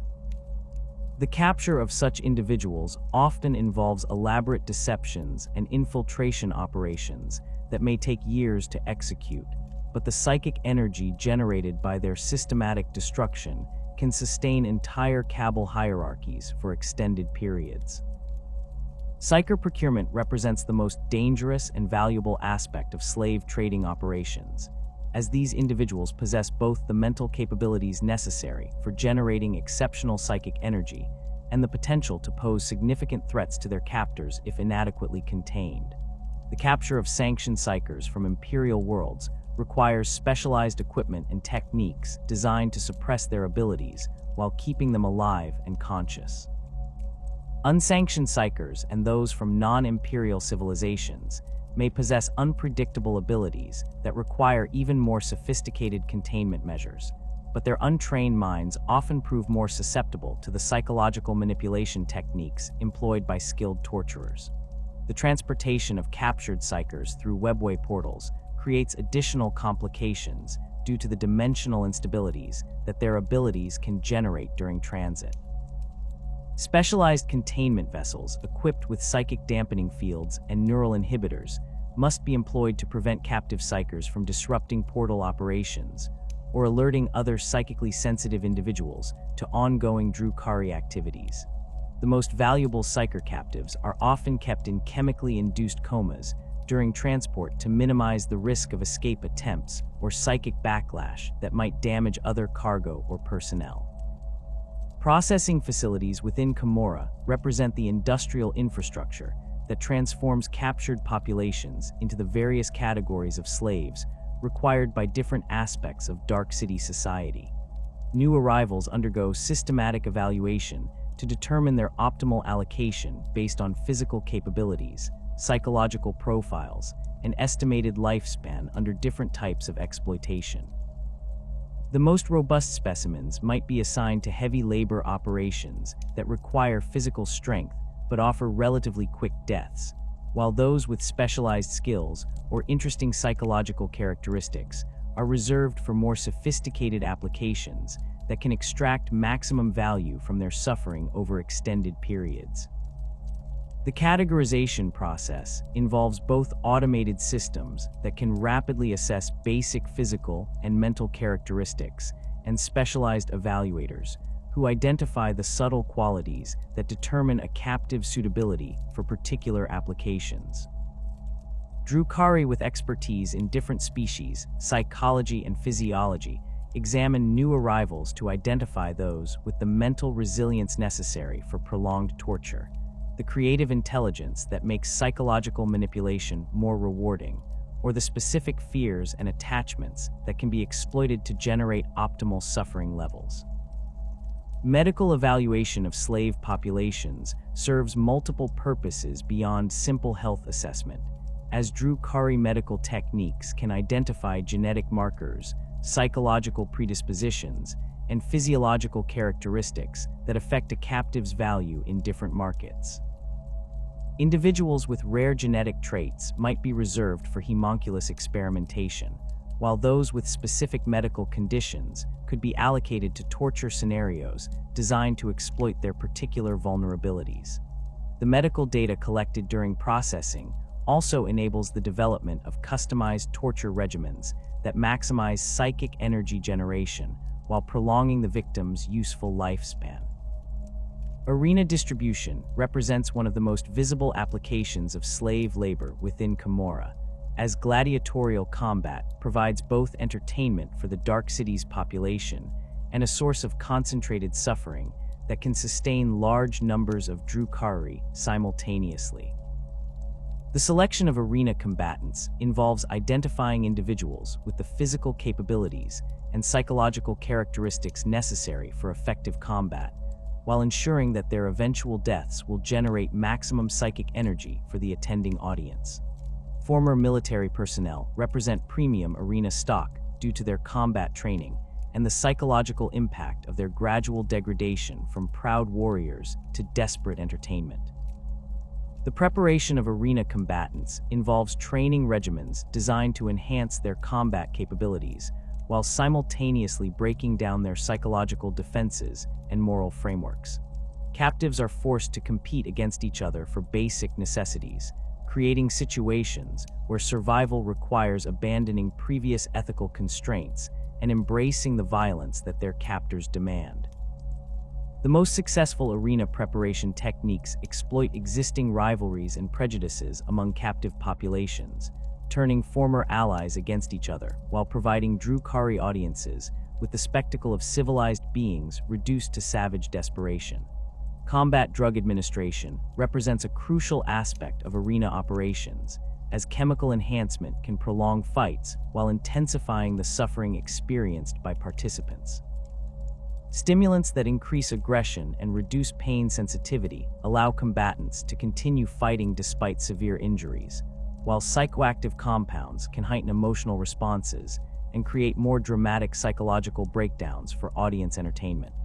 The most sophisticated drug regimens can manipulate combatant behavior to create specific types of conflicts or emotional responses that generate optimal psychic energy for different audience demographics. Laboratory allocation provides homunculus covens with the raw materials necessary for their flesh crafting experiments and pain research, while simultaneously generating the scientific knowledge that enables continued innovation in torture techniques and biological manipulation. Captives assigned to laboratory work face fates that often exceed even arena combat in terms of prolonged suffering, as homunculi possess both the technical knowledge and the philosophical motivation necessary to explore the absolute limits of biological pain tolerance and psychological endurance. The scientific value of laboratory subjects extends beyond simple torture to encompass research into biological systems, psychological mechanisms, and the fundamental principles that govern consciousness and suffering. Homunculi conduct experiments designed to identify new methods for amplifying pain responses, extending subject lifespans under extreme conditions, and developing enhanced torture techniques that can generate greater psychic energy yields. The knowledge gained from these investigations benefits the entire Drukhari civilization by improving their ability to extract maximum value from captive populations. Experimental protocols employed in homunculus laboratories often involve systematic exploration of different torture methodologies to identify optimal approaches for specific subject types and research objectives. Individual captives might be subjected to carefully controlled variations in torture techniques, while their responses are monitored and recorded to develop improved procedures for future applications. The most valuable research subjects are those who survive multiple experimental sessions while maintaining their capacity for suffering, as longitudinal studies can provide insights into the long-term effects of different torture methodologies. Pleasure district allocation represents perhaps the most psychologically devastating fate that awaits captured slaves, as these assignments involve systematic exploitation that combines physical abuse with emotional manipulation, designed to destroy the victim's sense of identity and self-worth. The establishments that operate within Commorragh's pleasure districts cater to the sophisticated tastes of Drukhari clientele, who have spent millennia exploring every possible variation of cruelty and degradation, requiring constant innovation and fresh victims to maintain their interest and generate the psychic energy necessary for their survival. The preparation of slaves for pleasure district work involves extensive conditioning designed to break down psychological resistance while maintaining the emotional responsiveness that makes their suffering valuable to Drukhari clients. Captives undergo systematic abuse that destroys their previous identities and relationships while creating new dependencies and vulnerabilities that can be exploited for entertainment purposes. The most effective conditioning techniques exploit the victim's specific cultural background, personal relationships, and individual fears to create customized psychological torture that generates maximum suffering while ensuring compliance with client demands. Economic systems built around slave trading operate according to market principles that would be familiar to conventional civilizations, albeit with commodities and valuation criteria that reflect the unique requirements of Drukhari society. The prices commanded by different types of slaves fluctuate based on supply and demand dynamics, seasonal variations in torture requirements, and the specific preferences of major purchasers who can influence market conditions through their buying patterns. Premium specimens command extraordinary prices that can fund major military operations or territorial acquisitions, while bulk laborers trade at commodity rates that make them accessible to lower-tier Drukhari who lack the resources for more exotic purchases. Market specialization has created distinct trading sectors that focus on particular types of slaves or specific applications for captive labor. Psyker markets operate according to different principles than those governing physical laborers, with pricing structures that reflect the complex risk-reward calculations involved in handling psychically active individuals. Combat slave markets cater to arena operators and private collectors who require subjects with specific fighting capabilities or entertainment value, while academic markets serve homunculus covens and other research-oriented purchasers who prioritize intellectual capabilities over physical characteristics. The infrastructure supporting slave markets within Commorragh includes specialized facilities for storage, evaluation, and display of human merchandise under conditions that preserve their value while preventing escape or rebellion. Holding facilities incorporate both physical restraints and psychological manipulation techniques designed to maintain captive compliance while preventing the kind of despair or resignation that might reduce their entertainment value. Climate control systems maintain optimal conditions for different species, while monitoring systems track the health and psychological state of individual captives to identify those requiring medical intervention or enhanced security measures. Auction systems employed by major slave markets utilize sophisticated evaluation criteria that assess both obvious characteristics and subtle qualities that affect a captive's long-term value under different types of exploitation. Professional evaluators with expertise in different species and torture applications examine potential purchases to identify hidden qualities that might not be apparent to casual observers, while bidding systems allow purchasers to compete for premium specimens while ensuring that market prices reflect true demand levels.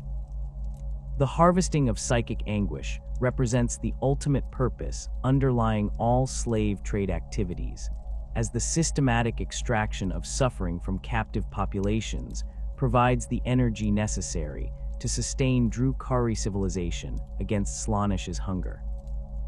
The techniques employed to maximize anguish production involve careful balance between intensity and duration, as excessive torture can result in psychological shutdown or death that eliminates the source of psychic energy, while insufficient stimulation fails to generate the levels of suffering required for effective soul sustenance. Professional torturers within Drukhari society possess specialized knowledge regarding the optimal methods for extracting maximum psychic energy from different types of subjects while prolonging their useful lifespans. These individuals study the psychology and physiology of various species to identify the specific techniques that produce the most intense suffering for each captive type, while also developing the artistic sensibilities necessary to create torture scenarios that provide aesthetic satisfaction for Drukhari audiences.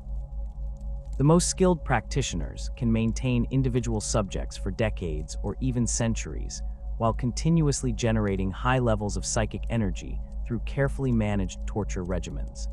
The amplification technologies developed to enhance psychic energy collection utilize principles derived from both conventional electronics and more exotic dimensional manipulation techniques that tap into the same forces that enable Webway travel. Pain amplifiers can broadcast the suffering of individual captives across vast distances while simultaneously intensifying the experience for the victim, creating feedback loops that generate exponentially greater psychic energy yields than simple torture alone could provide. The most advanced systems can network multiple torture sessions to create synchronized suffering events that produce psychic energy surges capable of sustaining entire districts of Commorragh simultaneously. The intricate web of temporary partnerships that enables Commorragh's continued existence extends far beyond the internal politics of competing Kabals to encompass relationships with the other major factions that inhabit the Dark City's sprawling districts. These alliances represent calculated arrangements where mutual benefit temporarily overrides the natural hostility and suspicion that characterizes most interactions between different Drukhari organizations.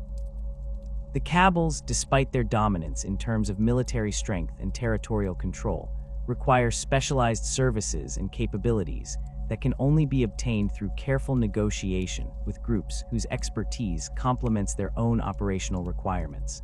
The relationship between Kabals and witch cults represents one of the most complex and volatile partnerships within Commorragh's political landscape. These alliances typically form around specific operational requirements, where the cult's expertise in close-quarters combat and spectacular violence provides capabilities that conventional Kabal forces cannot match. The Cult of Strife, as the most prominent and influential of these organizations, maintains working relationships with multiple Kabals simultaneously, carefully balancing their commitments to avoid conflicts of interest while maximizing their access to the resources and opportunities that these partnerships provide. Witch cults approach warfare from a fundamentally different philosophical perspective than their Kabal allies, viewing combat as an art form that requires constant refinement and creative expression rather than simply a means of achieving tactical objectives. This difference in motivation creates both opportunities and challenges when integrating cult forces into Kabal operations. The witches' pursuit of perfect combat and aesthetic violence can provide psychological warfare effects that exceed their actual combat contributions, as enemy forces confronted with their acrobatic fighting styles and obvious enjoyment of violence often experience terror responses that disrupt organized resistance more effectively than conventional weapons fire. The gladiatorial entertainment provided by witch cults serves multiple functions within Commorragh's society beyond simple spectacle, creating venues where different Kabals can interact on neutral ground, while their members witness displays of combat artistry that inspire both admiration and competitive rivalry. The arenas controlled by major cults like the Cult of Strife operate according to complex protocols that ensure fair treatment for all participating factions, while maintaining the dramatic tension necessary to generate the psychic energy that sustains attending audiences. These events provide opportunities for Archons and other high-ranking Drukhari to conduct diplomatic negotiations in settings where their personal security is guaranteed by ancient traditions that even the most treacherous politicians respect. Arena combat serves as a testing ground where promising warriors from different factions can demonstrate their capabilities, while Archons evaluate potential recruits or assess the combat effectiveness of rival organizations. The performance of individual fighters in arena settings provides intelligence regarding the training methods, equipment quality, and tactical doctrines employed by their parent organizations, allowing observant leaders to identify strengths and weaknesses that might be exploited during future conflicts. The most successful arena combatants often receive recruitment offers from multiple Kabals, creating bidding wars that can significantly elevate the status and compensation of exceptional fighters. The neutral status maintained by major witch cults allows them to serve as intermediaries in disputes between rival Kabals, providing secure meeting locations and reliable communication channels for factions that cannot risk direct contact due to ongoing hostilities. The Cult of Strife has developed particular expertise in facilitating these negotiations, maintaining facilities specifically designed for diplomatic meetings where representatives of warring factions can explore potential agreements without appearing weak or desperate to their own followers. These services command premium prices and create valuable relationships that can be leveraged to obtain favorable treatment during future negotiations. The integration of witch cult forces into major Kabal operations requires careful coordination to prevent conflicts between the different organizational cultures and tactical approaches favored by each faction. Witches operate according to individual initiative and artistic inspiration that can conflict with the disciplined unit tactics employed by most Kabal forces, requiring operational plans that provide clear boundaries between areas where each faction maintains tactical control. Successful joint operations typically assign cult forces to roles that exploit their particular strengths while minimizing opportunities for command disputes or tactical interference with Kabal objectives.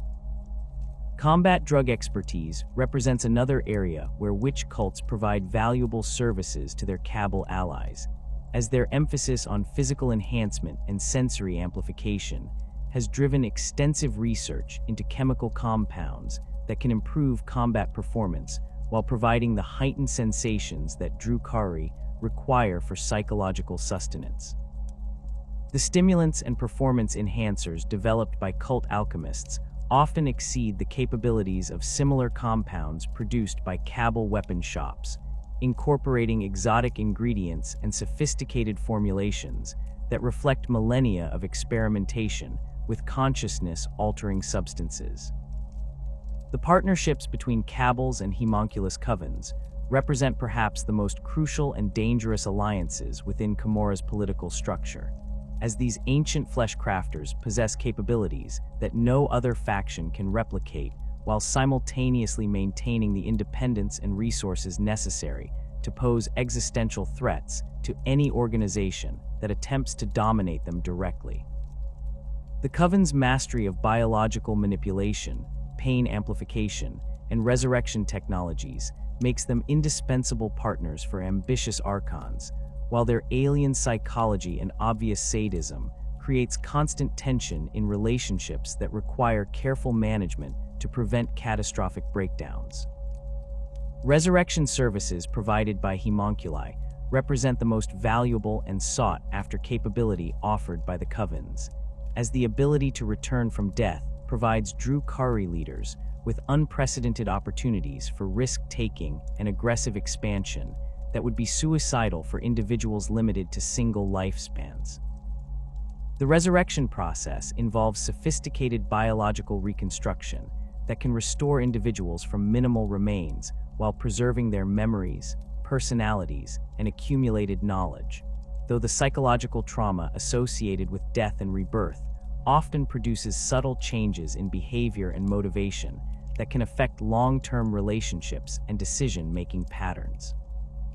The contracts governing resurrection services include complex provisions regarding the circumstances under which homunculi will provide their services, the payment structures that compensate them for their efforts, and the quality guarantees that ensure restored individuals retain their essential characteristics and capabilities. Premium resurrection contracts might include provisions for multiple deaths, accelerated recovery times, or enhanced physical capabilities that exceed the client's original biological specifications, while basic agreements typically cover single resurrections with standard recovery periods and minimal modifications to the restored body. Enhanced warrior programs offered by various homunculus covens provide Kabals with access to biological modifications that can significantly improve the combat effectiveness of their forces while creating distinctive capabilities that set them apart from rival organizations.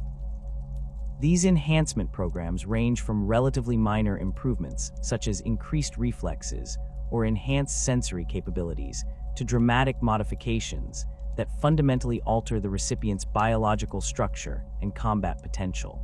The most extensive modification programs can transform ordinary Kabalite warriors into specialized combatants whose capabilities approach those of purpose-built combat creatures. The biological modifications employed in warrior enhancement programs draw upon millennia of research into alien physiology, genetic manipulation, and surgical techniques that push the boundaries of what conventional medicine considers possible. Homunculi can graft additional limbs onto recipients to provide enhanced combat capabilities, modify skeletal structures to improve strength and durability, or integrate exotic sensory organs that allow enhanced awareness of battlefield conditions. The most sophisticated modifications involve neural interface systems that can directly link enhanced warriors to their weapons and equipment, creating seamless integration between biological and technological systems. Grotesque creation represents the pinnacle of homunculus flesh crafting capabilities, producing combat creatures that combine the biological material of multiple species with technological enhancements and pain amplification systems that create beings whose very existence generates the psychic energy necessary to sustain their creators. These creatures serve as both weapons and sources of psychic sustenance for the Covens, while providing their Kabal clients with access to combat capabilities that cannot be countered by conventional military responses. The design and construction of grotesques involves careful selection of biological components that provide optimal combinations of strength, durability, and pain tolerance, while incorporating technological systems that enhance their combat effectiveness and ensure their continued loyalty to their creators. The most successful grotesque designs balance physical capabilities against psychological stability, as excessive modification can produce creatures that are too unstable or unpredictable for effective military deployment. The creation process itself generates significant psychic energy through the suffering of the donor organisms, providing immediate benefits to the homunculi while producing long-term assets that continue generating value throughout their operational lifespans. Pain engine construction represents another specialized service offered by homunculus covens that provides Kabals with access to mobile torture platforms that can generate psychic energy during combat operations, while simultaneously serving as heavy weapons platforms and psychological warfare tools. These vehicles combine advanced technology with biological components and torture chambers that allow them to process captives during active combat, creating self-sustaining weapon systems that become more effective as they accumulate victims throughout extended campaigns. The technical specifications for Pain engines vary significantly between different Coven designs and client requirements, with some emphasizing mobility and firepower for front-line combat roles, while others focus on torture efficiency and psychic energy generation for support functions. The most advanced Pain engine designs incorporate adaptive systems that can modify their operational parameters based on battlefield conditions and available victim populations, maximizing their effectiveness across different types of missions and combat environments. Temporary alliances with Corsair bands represent a more opportunistic category of partnership that typically forms around specific operational objectives, where the Corsairs' knowledge of real space conditions and their access to conventional starships provide capabilities that complement Drukhari portal-based deployment methods. These relationships are inherently unstable due to the fundamental differences between Corsair and Drukhari motivations, but they can provide significant advantages during major operations that require extended presence in real space or coordination with conventional military forces. Corsair expertise in conventional starship operations allows joint forces to conduct extended campaigns in real space without relying entirely on Webway portals for logistical support and tactical mobility. Their ships can provide fire support, transportation capacity, and sensor coverage that exceed the capabilities of typical Drukhari raiding fleets, while their crews possess knowledge of Imperial Navy tactics and procedures that can be valuable during operations against human targets. The most successful Corsair partnerships involve clearly defined operational boundaries that prevent conflicts between different tactical approaches, while ensuring that both factions benefit from the collaboration. Intelligence sharing between Corsairs and their Drukhari allies can provide both factions with access to information networks and reconnaissance capabilities that neither could maintain independently. Corsair agents operating within Imperial space can provide detailed intelligence regarding target vulnerabilities, defensive preparations, and response capabilities that enable more effective raid planning, while Drukhari contacts within Commorragh can offer access to exotic weapons, specialized equipment, and torture techniques that enhance Corsair operational capabilities.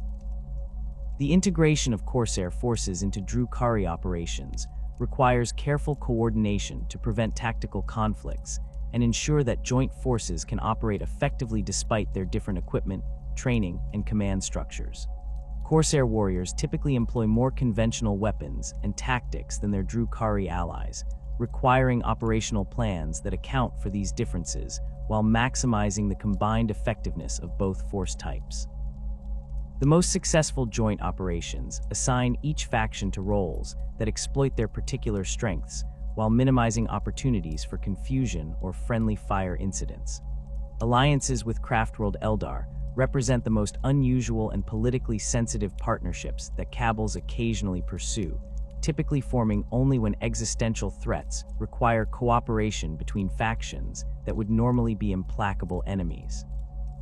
These relationships are complicated by the fundamental philosophical differences between Craftworld and Drukhari societies, as well as the mutual contempt and distrust that characterizes most interactions between the two branches of the Eldar race.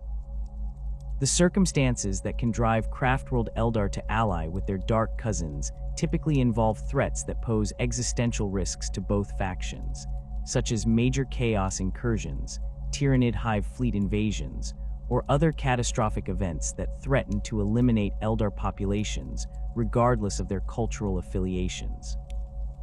These crisis situations can create temporary commonalities of interest that override normal hostilities, allowing both factions to focus their capabilities against shared enemies while maintaining their essential independence and cultural integrity.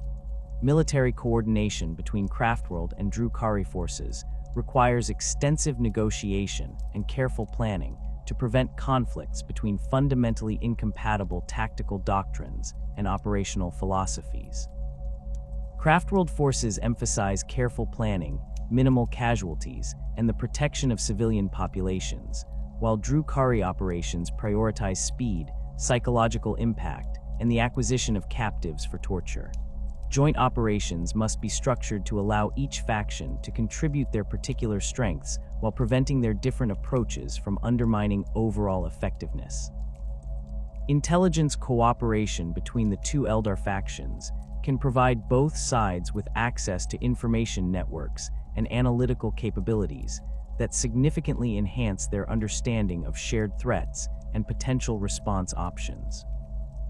Craftworld seers possess prophetic abilities that can identify future threats and optimal response strategies, while Drukhari intelligence networks provide detailed information regarding enemy capabilities, weaknesses, and potential vulnerabilities that can be exploited during joint operations.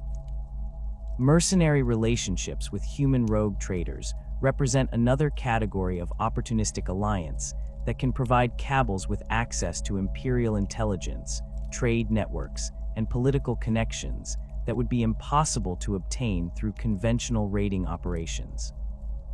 These partnerships are inherently risky for both parties, as discovery by imperial authorities would result in severe consequences for the rogue traders while providing Drukhari allies with limited protection against imperial retaliation. The services that rogue traders can provide to their Drukhari partners include detailed intelligence regarding imperial military deployments, trade route schedules, and political developments that affect potential raiding targets.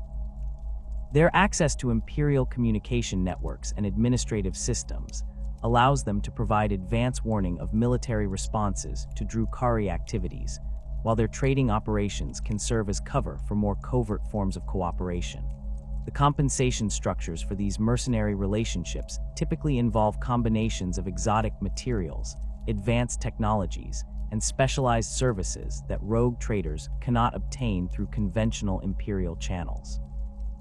Drukhari partners might provide access to alien artifacts, advanced weapon systems, or medical technologies that can provide significant advantages in the competitive environment of imperial commerce, while their torture expertise can be valuable for extracting information from captured rivals or enemies. Xeno-species partnerships represent the most diverse category of temporary alliance, as the galaxy contains numerous alien civilizations whose capabilities and motivations can align with Drukhari interests under specific circumstances. These relationships require extensive cultural research and diplomatic sophistication to navigate the complex differences between species, while identifying areas of mutual benefit that justify the risks associated with cooperation. The evaluation of potential Xenos partners involves detailed analysis of their military capabilities, technological assets, territorial holdings, and political structures to identify opportunities for profitable cooperation, while assessing the risks associated with different types of partnership arrangements. Species with advanced technology but limited military capabilities might provide valuable equipment or technical expertise in exchange for protection or military support, while warrior cultures might offer combat assistance in exchange for access to Drukhari weapons or training methods. The martial history of the Kabals extends far beyond their current role as raiders and slave takers, encompassing major conflicts that have shaped the balance of power across the galaxy for millennia. During the Age of Strife, when humanity's first stellar empire collapsed into anarchy, and the warp storms that heralded Slaanesh's birth raged across known space, the emerging Drukhari factions found themselves presented with unprecedented opportunities for expansion and conquest. The chaos that consumed human civilization created power vacuums that ambitious Kabals could exploit, while the weakening of imperial defenses made previously impregnable worlds vulnerable to sustained assault campaigns. The early conflicts of this period differed significantly from the lightning raids that would later become the Drukhari's signature tactical approach. Extended campaigns lasting decades or even centuries allowed Kabals to establish permanent footholds on conquered worlds, creating forward bases that supported deeper penetration into real space territories. The Kabal of the Black Heart's expansion during this era exemplified this approach, with Vex forces systematically conquering entire star systems through coordinated multi-front operations that combined conventional military tactics with the psychological warfare techniques that would become hallmarks of Drukhari strategy. The collapse of human stellar navigation during the Age of Strife provided Drukhari forces with decisive advantages, as their mastery of Webway travel allowed them to maintain reliable transportation and communication networks, while their enemies struggled with the unpredictable warp storms that made conventional faster-than-light travel extremely hazardous. Kabal fleets could strike at targets across vast distances with perfect coordination, appearing simultaneously at multiple locations to overwhelm defensive forces that had been isolated by the breakdown of Imperial communication systems. The systematic conquest of the Gehenna system during the late Age of Strife demonstrated the full potential of coordinated Kabal warfare when multiple factions cooperated toward shared objectives. The Black Heart, Flayed Skull, and Poison Tongue Kabals combined their forces in a campaign that lasted nearly 2 centuries, gradually wearing down the system's defenders through relentless pressure and psychological warfare. The Flayed Skull's aerial supremacy eliminated enemy air defenses and orbital installations, while the Poison Tongue's infiltration specialists disrupted command structures and eliminated key leadership figures. The Black Heart's conventional forces provided the sustained pressure necessary to prevent enemy forces from regrouping or establishing effective defensive positions. The fall of Gehenna Prime, the system's primary hive world, required innovative siege techniques that adapted traditional Drukhari mobility tactics to the requirements of urban warfare. Kabal forces established forward bases within the hive city's superstructure, using captured industrial facilities to manufacture specialized equipment and process slave populations, while maintaining pressure on remaining defensive positions. The gradual conversion of conquered sectors into torture facilities served dual purposes, providing the psychic sustenance necessary to maintain Drukhari forces during extended operations, while creating terror effects that undermined enemy morale throughout the remaining unconquered areas. The Great Crusade's expansion into sectors previously controlled by Drukhari forces created the first major conflicts between Kabal armies and the unified military machine of the emerging Imperium. The Imperial forces encountered during these campaigns represented a fundamentally different challenge than the fragmented human civilizations that Kabals had previously faced, as the Crusade fleets possessed superior numbers, advanced technology, and the tactical coordination necessary to counter traditional Drukhari advantages in mobility and surprise. The Battle of Korath demonstrated both the potential and limitations of Kabal resistance to Imperial expansion, as a coalition of minor Kabals attempted to defend their territorial holdings against the 47th Expeditionary Fleet.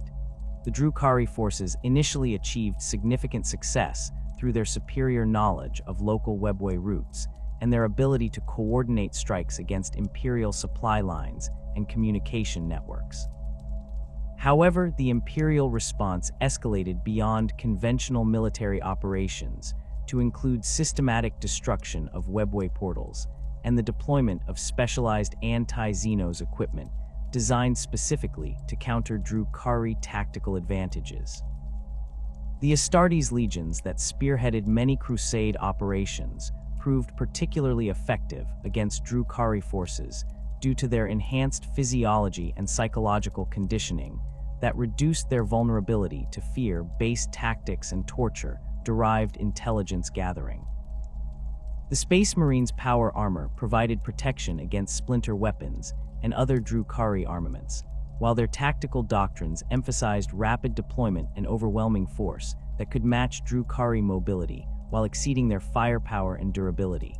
The most successful Kabal operations against Astartes' forces required extensive preparation and specialized equipment designed to exploit the specific weaknesses of different legion tactical approaches. The Iron Warriors' methodical siege warfare proved particularly challenging for Drukhari defenders, as their systematic approach to fortress reduction eliminated many of the tactical advantages that Kabals typically exploited during defensive operations. The Legion's expertise in artillery and siege engineering allowed them to destroy Drukhari defensive positions from ranges that exceeded the effective engagement distances of most Dark Eldar weapons, while their disciplined approach to urban warfare prevented the kind of tactical confusion that Drukhari forces normally exploited to achieve local superiority. The White Scar's emphasis on rapid assault and mobile warfare created different challenges for Kabal forces, as their tactical approach mirrored many aspects of traditional Drukhari strategy while possessing superior durability and firepower. Engagements between White Scar's forces and Drukhari raiders often devolved into high-speed pursuit actions, where both sides attempted to exploit their mobility advantages while avoiding decisive engagement that might favor their opponent's particular strengths. The most successful Drukhari operations against the White Scars involved terrain manipulation and portal deployment that forced the Space Marines into confined environments where their mobility advantages were reduced. The Imperial Fist's defensive expertise created nearly insurmountable challenges for Kabal assault operations, as their fortification techniques and defensive doctrines were specifically designed to counter the kind of rapid assault tactics that formed the foundation of Drukhari military strategy. The Legion's systematic approach to defensive preparation eliminated many of the infiltration routes and weak points that Drukhari forces normally exploited, while their heavy weapons and artillery provided sustained firepower that could engage Drukhari skimmer craft at extended ranges where return fire was ineffective. The 13th Black Crusade provided the Kabals with their most significant opportunity for large-scale military operations since the Age of Strife, as Abaddon's assault on the Cadian Gate created widespread chaos throughout Imperial space that could be exploited for massive slave procurement operations. The breakdown of Imperial coordination and the redeployment of military assets to counter the Chaos offensive left numerous worlds vulnerable to Drukhari attack, while the general state of emergency provided cover for raiding operations that might otherwise have triggered coordinated Imperial responses. Vex's strategic coordination of Kabal participation in the Black Crusade demonstrated the sophisticated planning capabilities that had enabled his rise to power within Commorragh. Rather than committing Drukhari forces to direct support of Chaos objectives, he orchestrated a series of opportunistic raids that maximized slave acquisition while minimizing exposure to Imperial counterattacks or Chaos corruption. The timing of these operations was carefully calculated to exploit the confusion created by Chaos assaults while avoiding direct confrontation with either Imperial defenders or Chaos forces that might view Drukhari intervention as unwelcome competition. The Kabal of the Flayed Skull's operations during the Cadian campaign exemplified the opportunities created by large-scale warfare, as their aerial superiority allowed them to conduct deep penetration raids against targets that would normally have been protected by Imperial air defenses. The redeployment of Imperial Navy assets to counter Chaos fleet movements left many worlds with reduced atmospheric protection, creating opportunities for sustained air assault campaigns that could process entire population centers before Imperial reinforcements could respond effectively. The systematic exploitation of refugee populations during the Black Crusade represented one of the most profitable aspects of Kabal participation in the campaign. The displacement of civilian populations by Chaos advances created massive concentrations of potential slaves in refugee camps and evacuation centers that possessed minimal defensive capabilities. Kabal forces could process these populations with minimal resistance, while the Imperial military remained focused on direct combat with Chaos forces, creating a sustainable source of captives that could be maintained throughout the extended duration of the campaign. The Obsidian Rose's precision strikes against Imperial command and communication facilities during the Black Crusade demonstrated how specialized Kabal capabilities could contribute to broader strategic objectives while serving their own interests. Their systematic elimination of astropathic communication nodes and military command centers created coordination problems for Imperial forces that exceeded the direct military impact of the raids themselves, while the capture of high-ranking Imperial officers provided valuable intelligence regarding defensive plans and resource allocation. Defensive operations against Chaos incursions into the Webway represent some of the most critical military actions undertaken by Kabal forces, as these conflicts directly threaten the infrastructure that enables Commorragh's existence and the survival of Drukhari civilization. The ancient barriers that separate the Webway from the Warp provide protection against direct Chaos assault, but they require constant maintenance and active defense against entities that seek to exploit weaknesses in the dimensional boundaries that maintain the tunnel network's integrity. The Battle of the Nexus Tertius demonstrated the coordination capabilities that Kabal forces could achieve when facing existential threats to their civilization. Multiple Kabals combined their forces under Black Heart coordination to counter a major Chaos incursion that threatened to establish permanent footholds within the Webway itself. The defensive operations required innovative tactics that adapted traditional Drukhari mobility, advantages to the confined environments of Webway tunnels, while maintaining the firepower necessary to counter Chaos forces that possessed superior durability and numbers.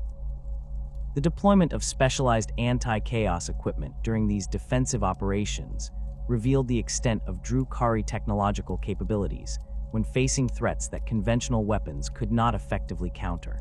Dimensional stabilizers developed by homunculus covens could reinforce weakened sections of Webway barriers, while psychic dampening fields provided protection against the corrupting influence of Chaos entities that attempted to subvert Drukhari forces through direct mental contact. The coordination between Kabal forces and other Commorragh factions during major defensive operations created temporary unity that demonstrated the potential military capabilities of the Dark City when properly organized. Witch cults provided specialized close combat capabilities that were essential for tunnel fighting, while homunculus covens contributed both defensive technologies and combat creatures specifically adapted for anti-Chaos operations.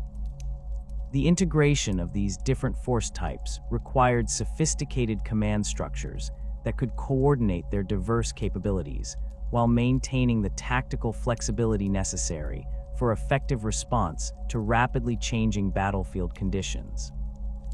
The Siege of Shahdam represented one of the most significant Kabal victories in recent millennia, as a coalition of Drukhari forces successfully defended a major Webway nexus against sustained assault by a Word-Bearer's warband supported by demonic allies.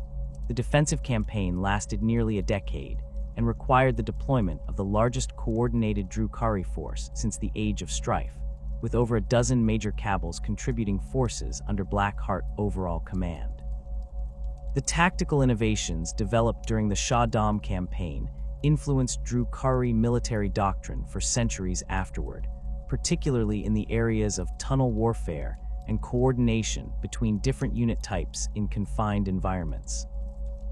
The use of modified Ravager gunships as mobile artillery platforms proved particularly effective in Webway combat, where their firepower could be concentrated against choke points, while their mobility allowed rapid redeployment to counter enemy breakthrough attempts.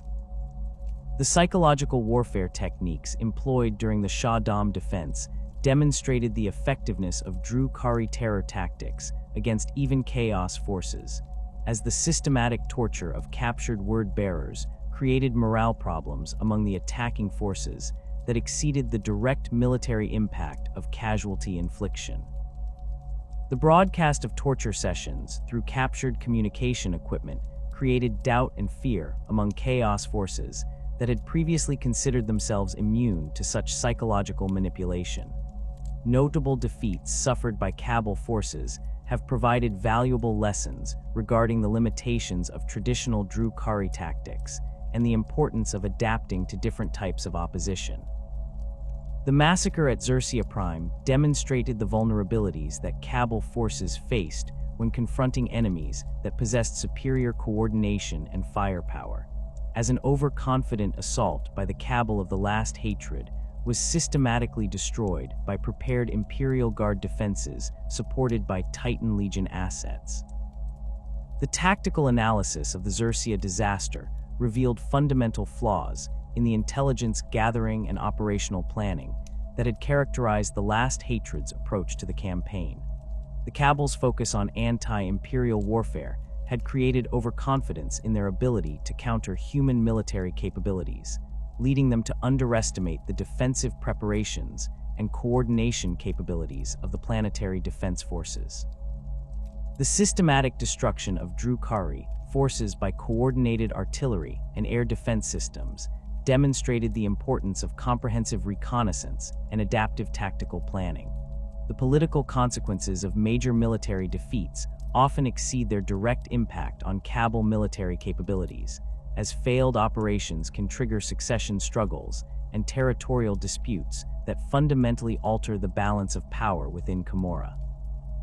The Last Hatred's losses at Xerxia created opportunities for rival Kabals to challenge their territorial holdings and recruit their surviving personnel, while the reputation damage from the defeat reduced their ability to attract new members or negotiate favorable alliance terms with other factions.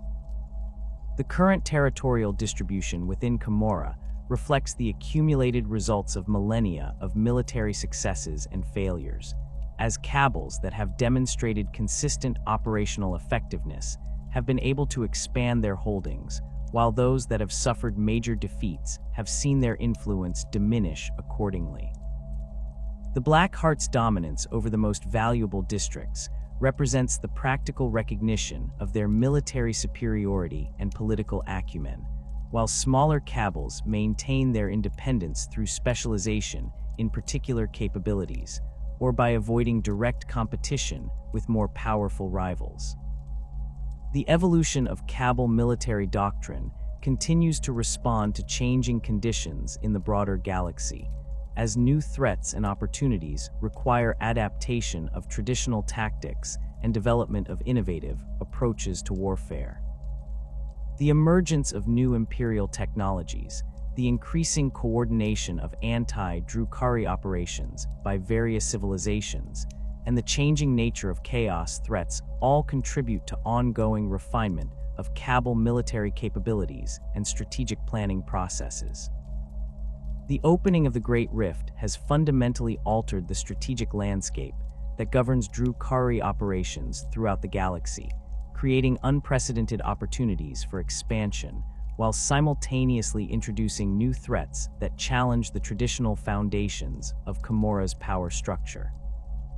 The massive warp storm that now bisects the galaxy has disrupted established Imperial communication networks and military coordination systems, leaving vast regions of space vulnerable to sustained Drukhari assault, while providing new routes of approach that bypass previously impregnable defensive positions. The Cicatrix Maledictum's chaotic energies have also destabilized many Webway passages, creating both hazards and opportunities as ancient routes become accessible, while others are permanently severed from the network that sustains Dark City civilization. Vec's initial response to the Great Rift's emergence demonstrated the strategic foresight that has maintained his supremacy over Commorragh for millennia. Rather than immediately launching massive raiding campaigns to exploit the obvious opportunities created by Imperial disarray, he ordered extensive reconnaissance operations to map the new strategic environment and identify the most profitable targets, while assessing potential risks that might threaten Drukhari interests. This methodical approach reflected his understanding that the Rift's opening represented not merely tactical opportunities, but fundamental changes in galactic power dynamics that required careful analysis and measured responses. The disruption of astropathic communication networks throughout the Imperium Nihilus has created ideal conditions for large-scale Drukhari operations, as Imperial forces can no longer coordinate responses across multiple star systems or request reinforcements from distant military commands. Kabal raiding fleets can now conduct extended campaigns that would have been impossible during periods of effective Imperial coordination, systematically processing entire sectors, while enemy forces remain isolated and unable to mount unified resistance. The Kabal of the Flayed Skull has achieved particular success in exploiting these conditions, conducting aerial supremacy campaigns that establish temporary control over planetary atmospheres before systematic slave procurement operations strip target worlds of their populations. The emergence of new Webway routes created by the Rift's dimensional distortions has provided Drukhari forces with access to previously unreachable regions of space, including areas within the galactic core that had been sealed off since the fall of the Eldar. These ancient passages often lead to locations of significant archaeological and strategic value, including pre-fall Eldar installations that contain technologies and resources unavailable elsewhere in the galaxy. The exploration and exploitation of these rediscovered territories has become a major focus for ambitious Kabals seeking to establish new power bases beyond the traditional confines of Commorragh's established hierarchy. The political ramifications of expanded territorial access have created new sources of conflict within Commorragh as different Kabals compete for control over the most valuable newly accessible regions. Traditional territorial arrangements within the Dark City no longer reflect the actual distribution of strategic resources and opportunities, leading to disputes that threaten to destabilize the carefully maintained balance of power that Vect has cultivated over millennia. The Supreme Overlord's management of these tensions requires increasingly sophisticated political maneuvering as he seeks to prevent open warfare between major Kabals while positioning the Black Heart to exploit the most promising opportunities for expansion. However, the Great Rift's opening has also introduced unprecedented threats that challenge fundamental assumptions about Drukhari security and operational capabilities. The massive influx of chaos energy throughout the galaxy has strengthened demonic entities and chaos cults that pose direct threats to Webway infrastructure and Commorragh's dimensional stability. Several major Webway nodes have been compromised by chaos incursions that required coordinated Kabal responses to contain, while the increased prevalence of psychic phenomena throughout real space has made traditional raiding operations more dangerous and unpredictable. Chaos infiltration attempts against Commorragh itself represent the most serious internal threat that Drukhari civilization has faced since the original fall of the Eldar. The enhanced warp presence created by the Great Rift has enabled chaos entities to probe the dimensional barriers that protect the Dark City with unprecedented persistence and sophistication. Several minor districts have been evacuated and sealed after successful demonic breaches, while intelligence reports suggest that chaos cults have established footholds within some peripheral areas of the city's vast superstructure. The response to these infiltration attempts has required unprecedented cooperation between normally rival factions, as the existential nature of the threat forces even the most competitive Kabals to coordinate their defensive efforts. Vect has established new security protocols that grant emergency powers to designated Archons during confirmed chaos incursions, allowing rapid response without the political negotiations that normally characterize inter-Kabal cooperation. These arrangements represent significant departures from traditional Commorragh politics and have created new precedents that may influence the city's governance structures long after the immediate crisis has passed. The homunculus covens have assumed crucial roles in developing countermeasures against chaos infiltration, utilizing their expertise in dimensional manipulation and biological warfare to create detection systems and defensive measures specifically designed to counter demonic threats. Their research into anti-chaos technologies has produced new categories of weapons and equipment that can disrupt demonic manifestations while providing protection for Drukhari personnel operating in high-risk environments. However, the Coven's involvement in these defensive efforts has also increased their political influence within Commorragh, creating new dynamics in the relationships between different factions. The emergence of Tyranid adaptation to Drukhari tactics represents another significant threat that has evolved in response to millennia of contact between the two species. Hive fleet tendrils that have encountered Drukhari forces have developed new bioforms specifically designed to counter traditional Dark Eldar advantages in mobility and stealth. These adaptations include creatures with enhanced sensory capabilities that can detect Webway portal openings, aerial organisms that can match the performance characteristics of Drukhari skimmercraft, and ground forces with improved resistance to splinter weapons and other standard Drukhari armaments.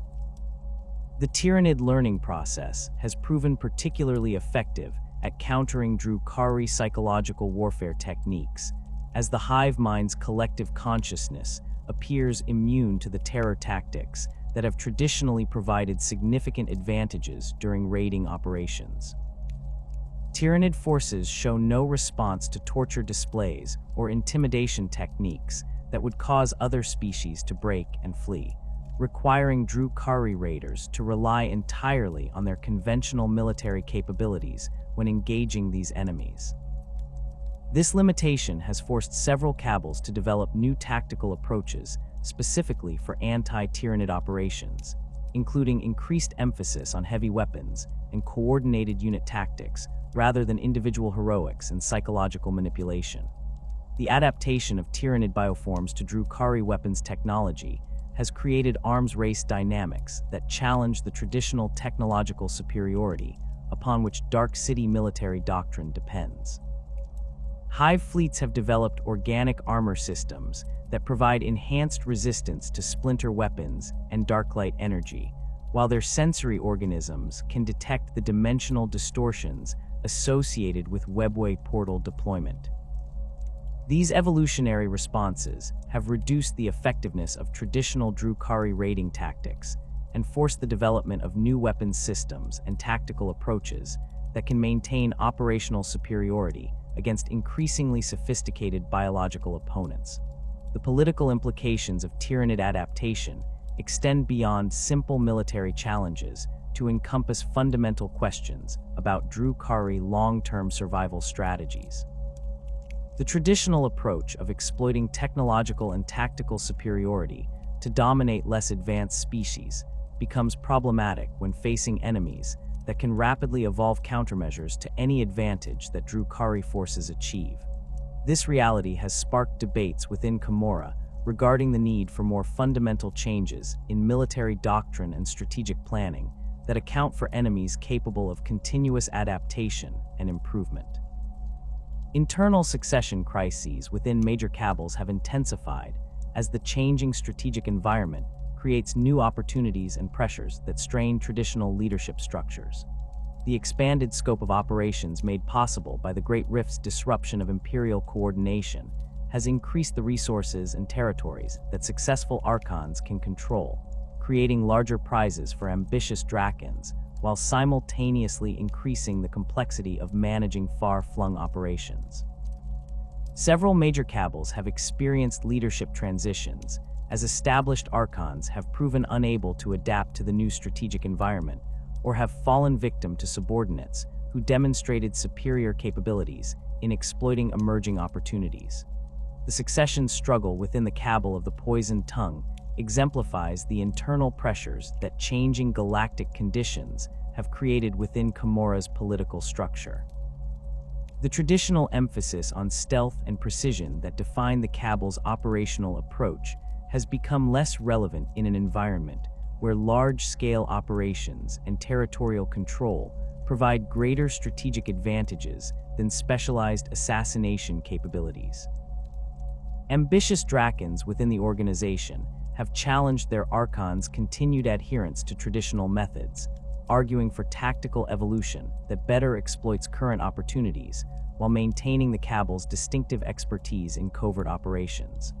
The resolution of these succession crises often determines not only the leadership of individual Kabals, but also their future strategic directions and relationships with other factions within Commorragh.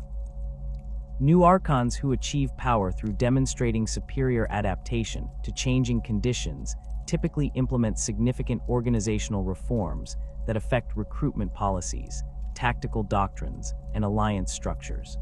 These changes can have cascading effects throughout the Dark City's political landscape, as successful innovations are adopted by other factions, while failed experiments serve as cautionary examples for more conservative leaders. The evolution of Kabal warfare in response to imperial technological advancement represents an ongoing arms race that has accelerated significantly since the Great Rift's opening. Imperial forces have developed new detection systems specifically designed to identify Webway portal signatures and track Drukhari raiding fleets, while improved coordination protocols allow faster response times and more effective concentration of defensive resources. The Adeptus Mechanicus has produced specialized anti-Xenos weapons that provide enhanced effectiveness against Drukhari armor and vehicles, while new tactical doctrines emphasize rapid deployment and overwhelming firepower that can counter traditional Dark Eldar mobility advantages. Astartes counter-raid tactics have evolved to incorporate lessons learned from centuries of conflict with Drukhari forces, resulting in specialized units and equipment designed specifically for anti-Drukhari operations. These developments include rapid deployment protocols that can match Drukhari strike capabilities, enhanced sensory equipment that can detect stealth systems and dimensional anomalies, and weapons configurations optimized for engaging fast-moving targets in three-dimensional combat environments. The most successful Imperial counter-raid operations combine these tactical innovations with intelligence gathering that allows prediction of likely Drukhari targets and pre-positioning of response forces. The Drukhari response to these Imperial adaptations has required significant innovation in weapons technology and tactical doctrine to maintain the operational advantages that enable successful raiding operations. New generations of stealth systems incorporate quantum masking techniques that can defeat advanced Imperial sensors, while improved portal deployment methods reduce the signature characteristics that enemy forces use to detect and track Webway activity. Weapons development has focused on creating armaments that can penetrate improved Imperial armor systems while maintaining the rapid-fire capabilities necessary for engaging multiple targets during fast-paced combat operations.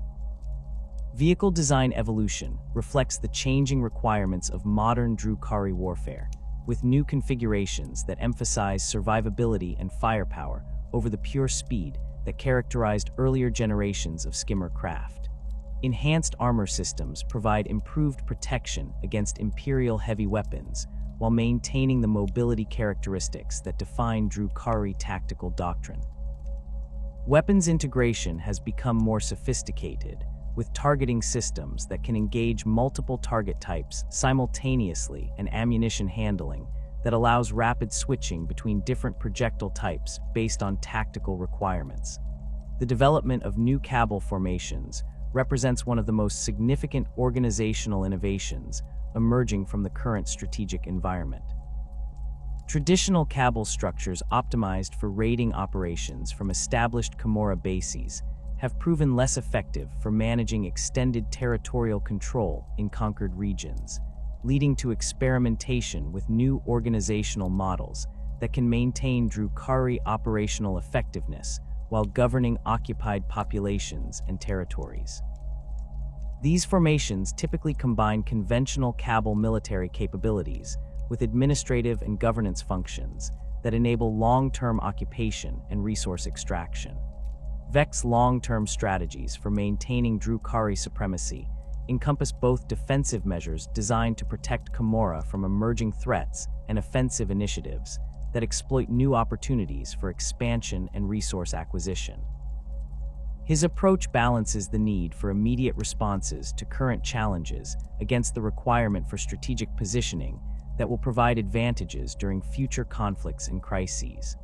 The Supreme Overlord's planning extends beyond simple military considerations to encompass political, economic, and technological factors that will determine the long-term viability of Drukhari civilization. The establishment of forward operating bases in newly accessible regions represents a key component of Vect's expansion strategy, providing staging areas for extended operations, while creating buffer zones that protect core Drukhari territories from direct assault. These installations combine military facilities with slave processing centers and resource extraction operations that can support sustained campaigns while generating the psychic energy necessary to maintain their personnel. The most successful forward bases incorporate defensive systems specifically designed to counter the types of threats most likely to emerge in their operational environments, including anti-chaos measures, Tyranid countermeasures, and Imperial detection avoidance systems. The potential for new Kabal formations in conquered territories reflects the changing nature of Drukhari civilization as it adapts to expanded operational scope and territorial control.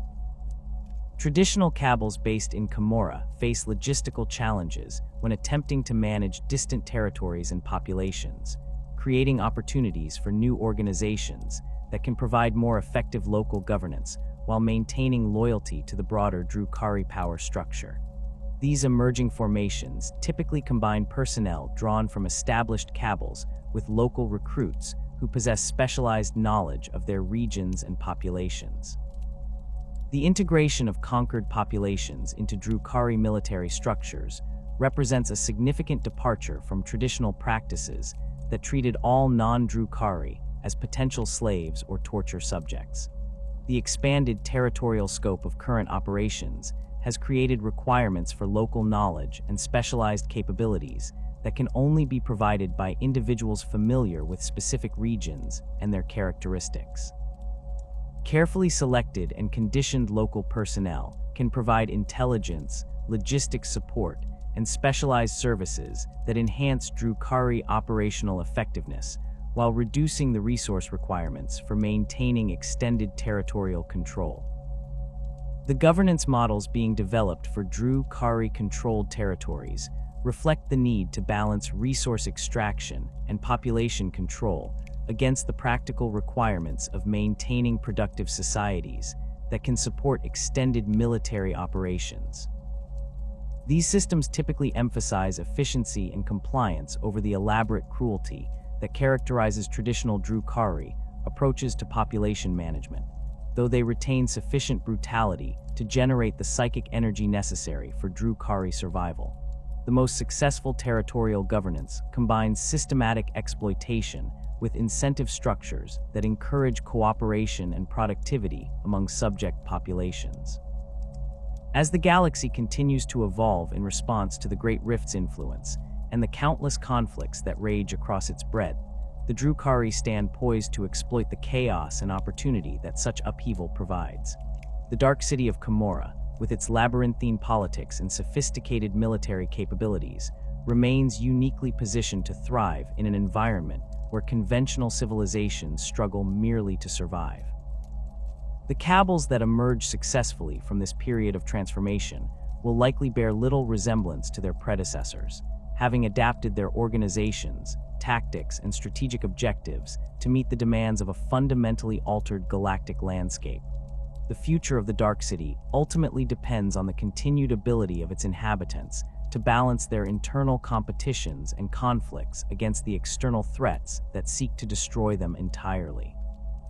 The political genius that has enabled Vect's millennia-long dominance of Commorragh will face its greatest test as new challenges emerge that cannot be countered through traditional methods of manipulation and betrayal. Whether the Drukhari can successfully adapt their civilization to meet these challenges while maintaining the essential characteristics that define their culture remains the ultimate question that will determine their continued existence in the dark millennium ahead.